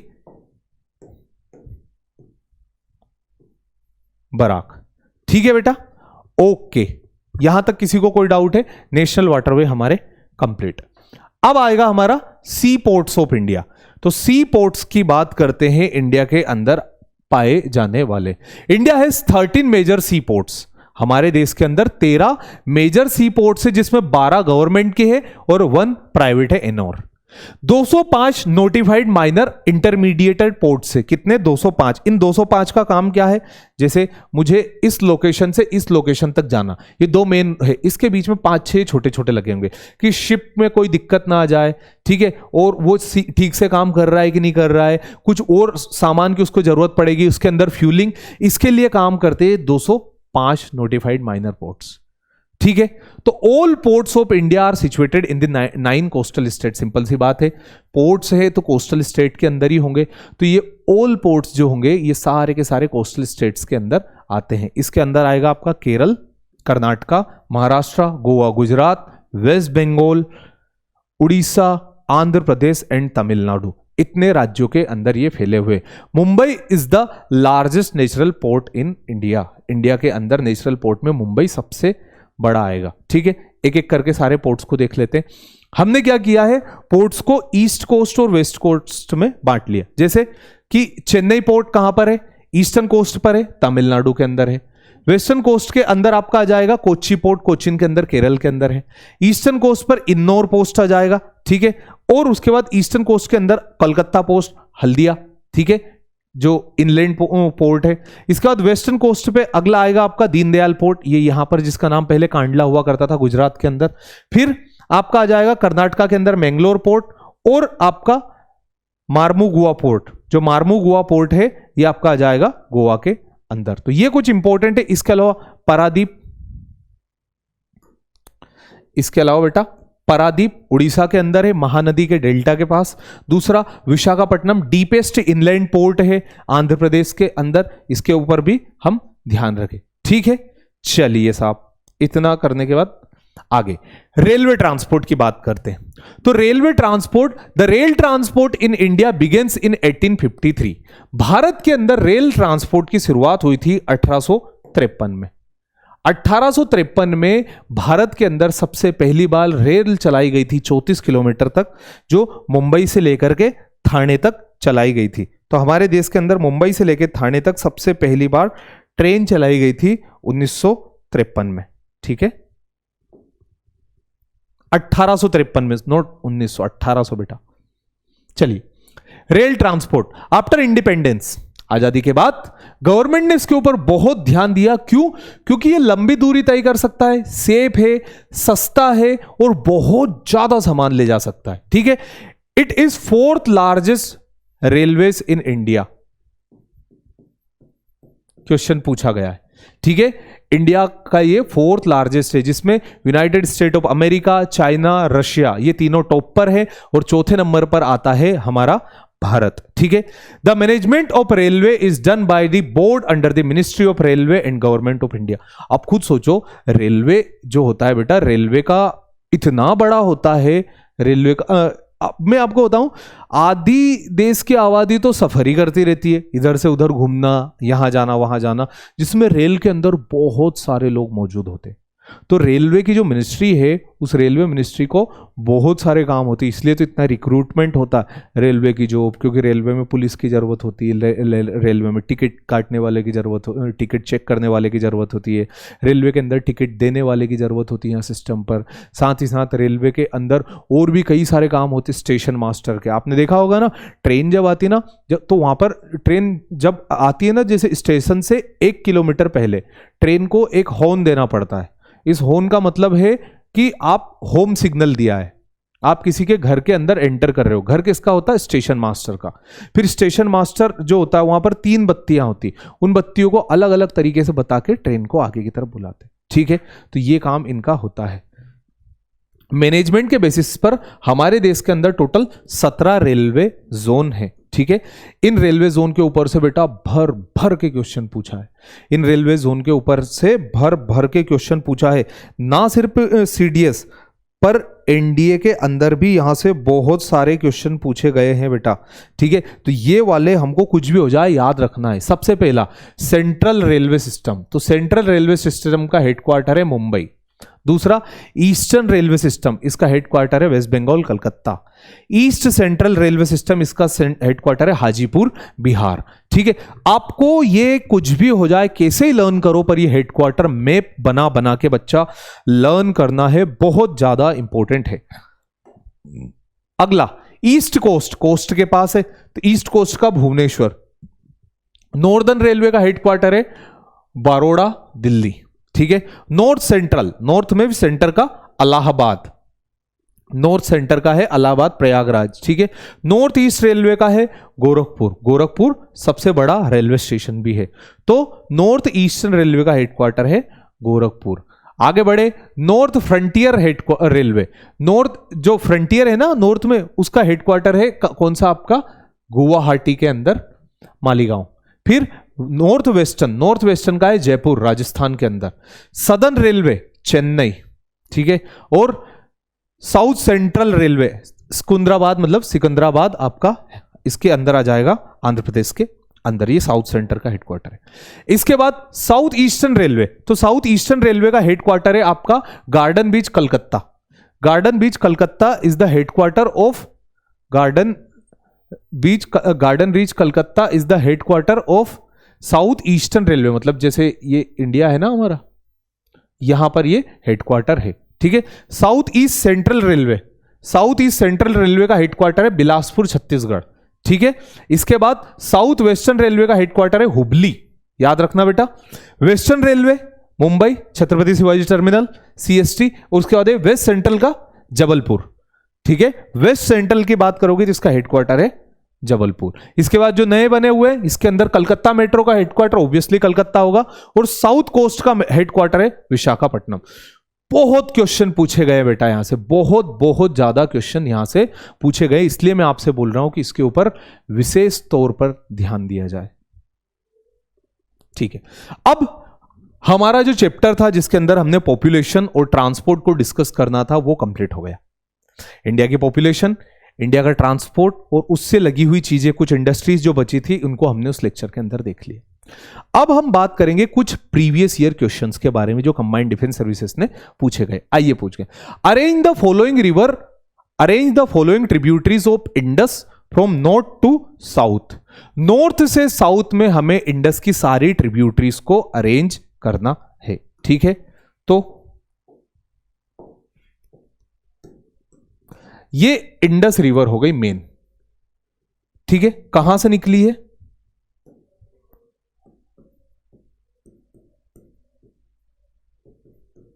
बुखारचू। ठीक है,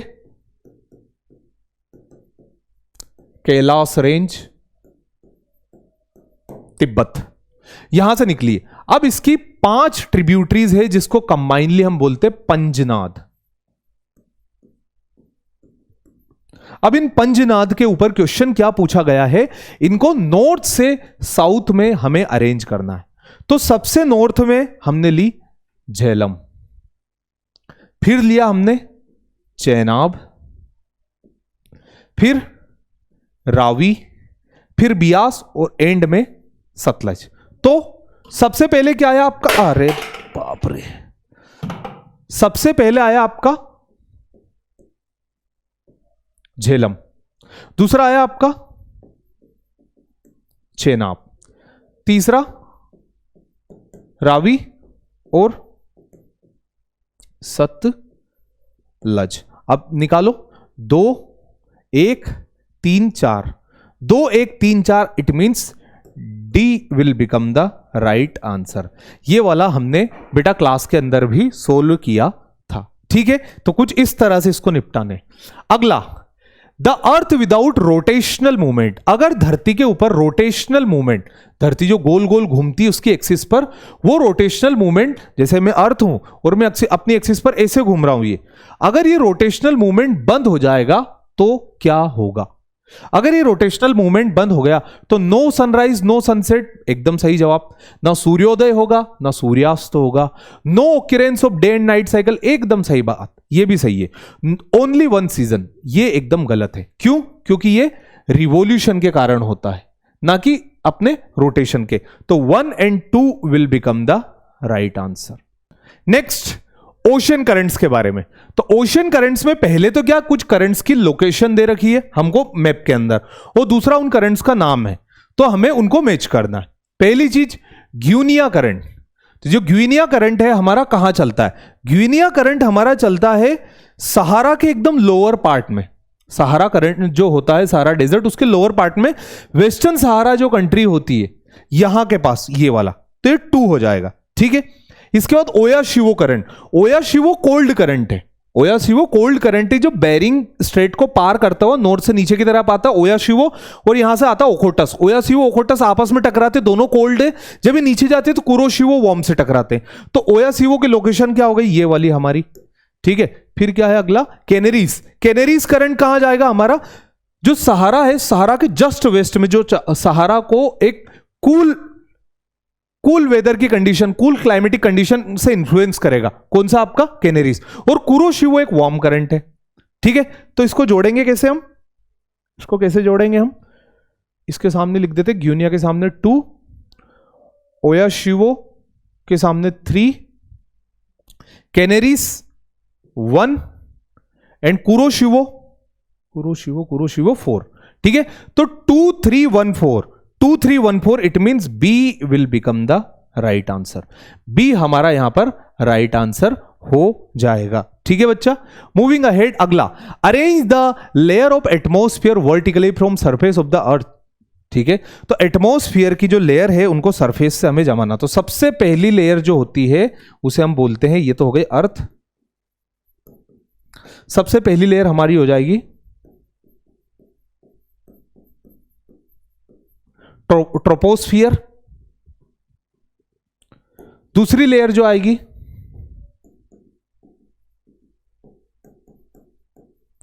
स्ट्रेटोस्फियर।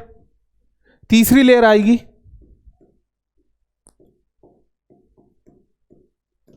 मिजोस्फियर। और चौथी लेयर आएगी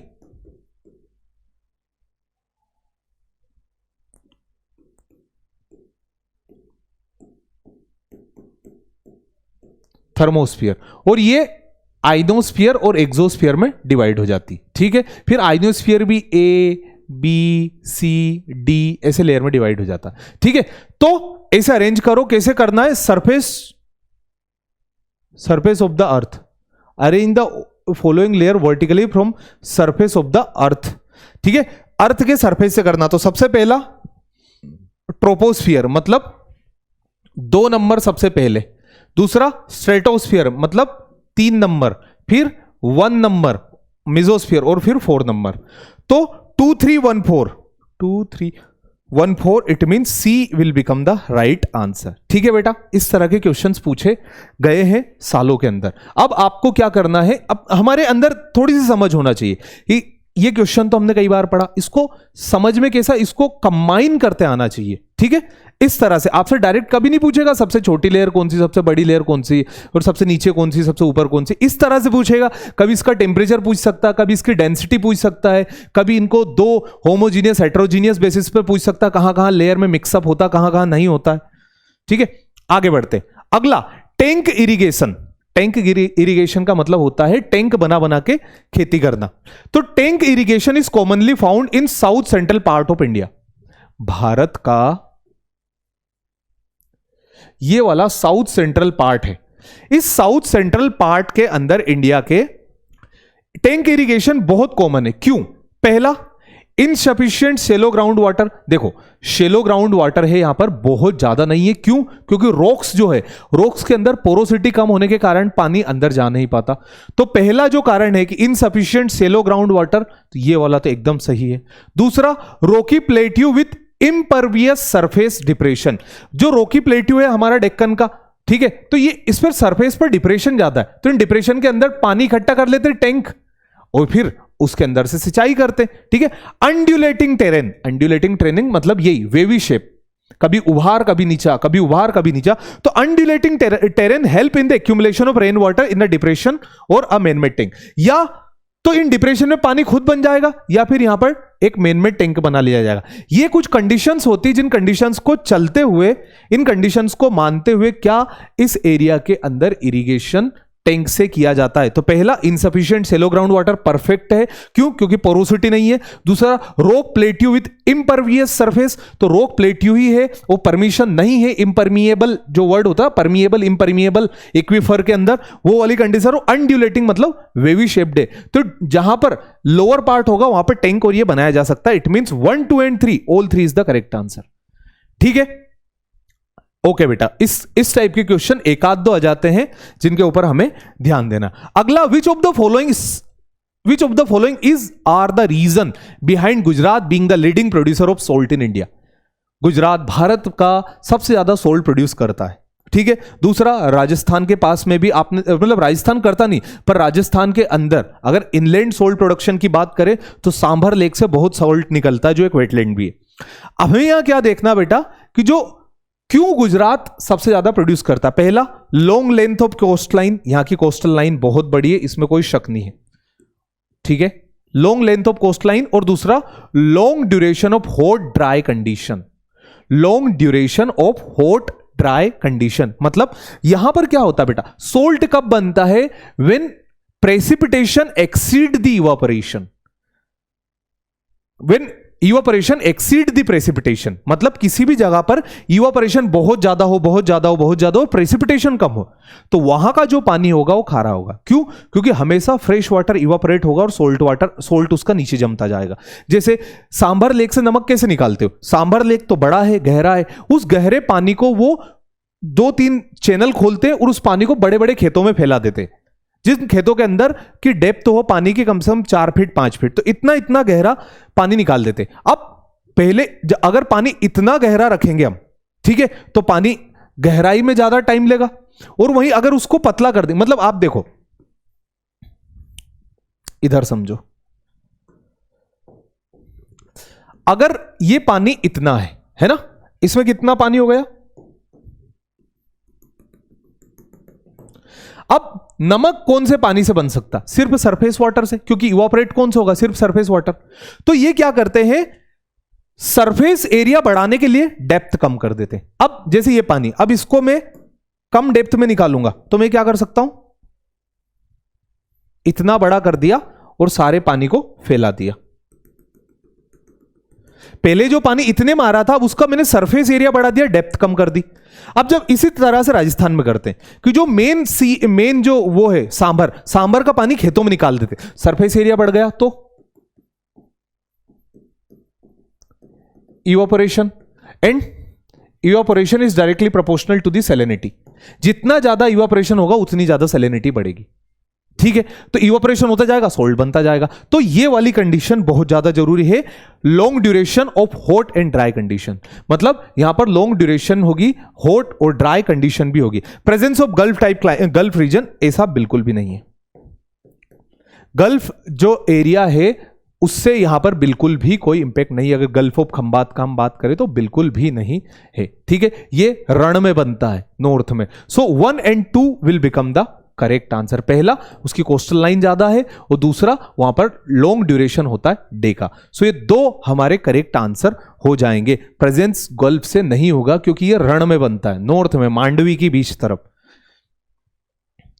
अगला, ठीक है, अगला क्वेश्चन ये है, if 82 degree 30 minute east longitude, जो इलाहाबाद में है ना, 82 degree 30 minute east longitude Allahabad में शोस 6 AM ऑफ संडे, अगर वो संडे का सुबह का 6 बता रहा है, अगर वो संडे की सुबह का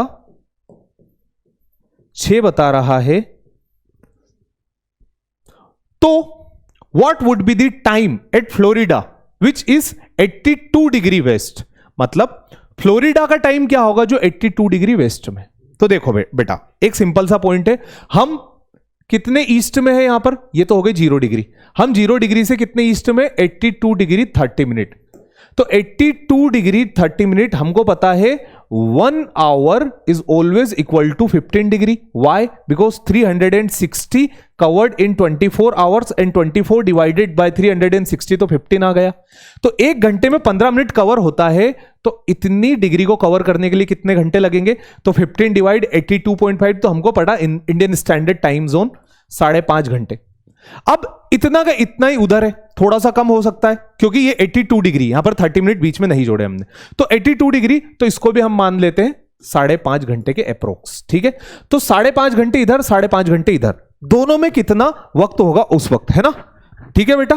तो देखिए 5.5 अब हमको क्वेश्चन क्या पूछ रहा है फिर से, what would be the local time at Florida located in 82 degree west, Florida में कितना टाइम होगा, हमारे यहां तो 6 बज रहे, ठीक है, फ्लोरिडा का टाइम हमारे टाइम से 10 घंटे, 5.5 कितना होता है, 11 घंटे पीछे।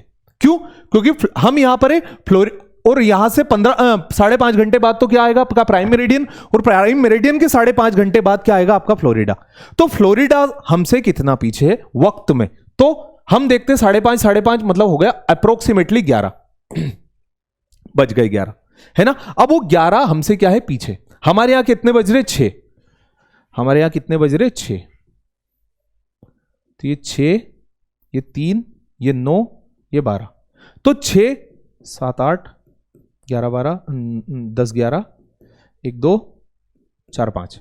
अब देखो बेटा, हम कहां पर है, इंडिया में, शाम के 6 बज रहे, तो इससे हम क्या, किधर जाना पड़ेगा, हमको पीछे जाना पड़ेगा, वो हमारे पीछे, तो क्या होगा 1 2 3 4 5 6 1 1 2 3 4 5 6 7 8 9 10 11, मतलब 7 बजेंगे, वो भी पिछले दिन के, वो भी कब के बनेंगे, पिछले दिन के। तो अगर हमारे पास इंडिया में वक्त संडे का है, हमारे पास इंडिया में वक्त संडे के सुबह के 6 बजे हुए, तो वहां पर सैटरडे के दिन शाम के 7 बजे होंगे, सैटरडे के दिन शाम के 7 बजे होंगे। क्यों? क्योंकि पीछे जाना पड़ेगा, अभी वहां पर धीरे धीरे धरती घूमती जाएगी, सूरज के अपेरेंट रेस उधर आगे जाती जाएगी, इसलिए वहां पर शाम के 7 बजे होंगे, क्योंकि टाइम को हमें पीछे ले जाना पड़ेगा बेटा। पहला पॉइंट समझ में आ गया। ये क्वेश्चन सिंपल सा, देखो इस तरह के इतने इजी क्वेश्चन नहीं पूछते, क्वेश्चन की लैंग्वेज टफ है, क्वेश्चन इजी है, क्वेश्चन की लैंग्वेज टफ है। हमने क्या किया, हमको पता चल गया कि वो हमसे पीछे है, वहां पर सूरज अभी नहीं निकला है, तो पीछे चलो, पीछे चलो, तो पीछे गए, तो पीछे गए, तो क्या देखा, तो क्या देखा हमने कि 11 घंटे पीछे जाने पर 7 बजी, 6 बजे से शुरू किया था, 11 घंटे पीछे गए 7 बजी, पर 7 कब की बजी, शाम की 7 बजी, ठीक है। अगर ये मॉर्निंग का है तो वहां पर हमारी शाम की 7 बजेगी, ये वाला होगा बेटा, शाम की 7, ठीक है। ये AM है, AM मतलब होता मॉर्निंग, और यहां पर शाम की 7 बजी है, ठीक है। सो क्या हमारा सही जवाब होगा, ए हमारा करेक्ट आंसर होगा।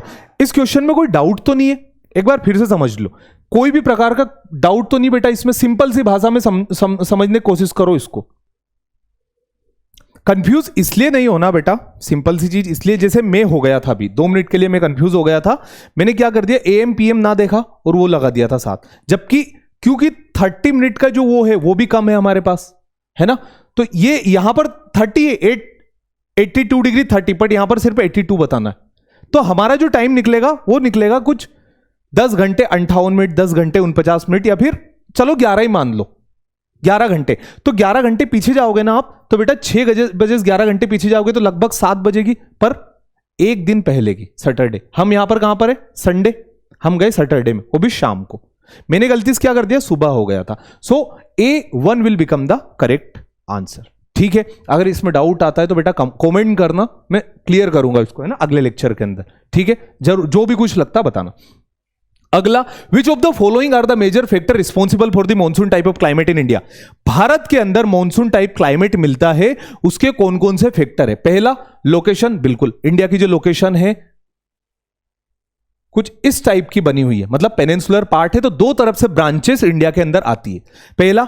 दूसरा, थर्मल कॉन्ट्रास्ट। थर्मल कॉन्ट्रास्ट में क्या होता है बेटा, एक तरफ है पानी, एक तरफ है जमीन। पानी आराम से गर्म होता है, आराम से ठंडा होता है। जमीन तेजी से गर्म होती, तेजी से ठंडी होती। व्हाई?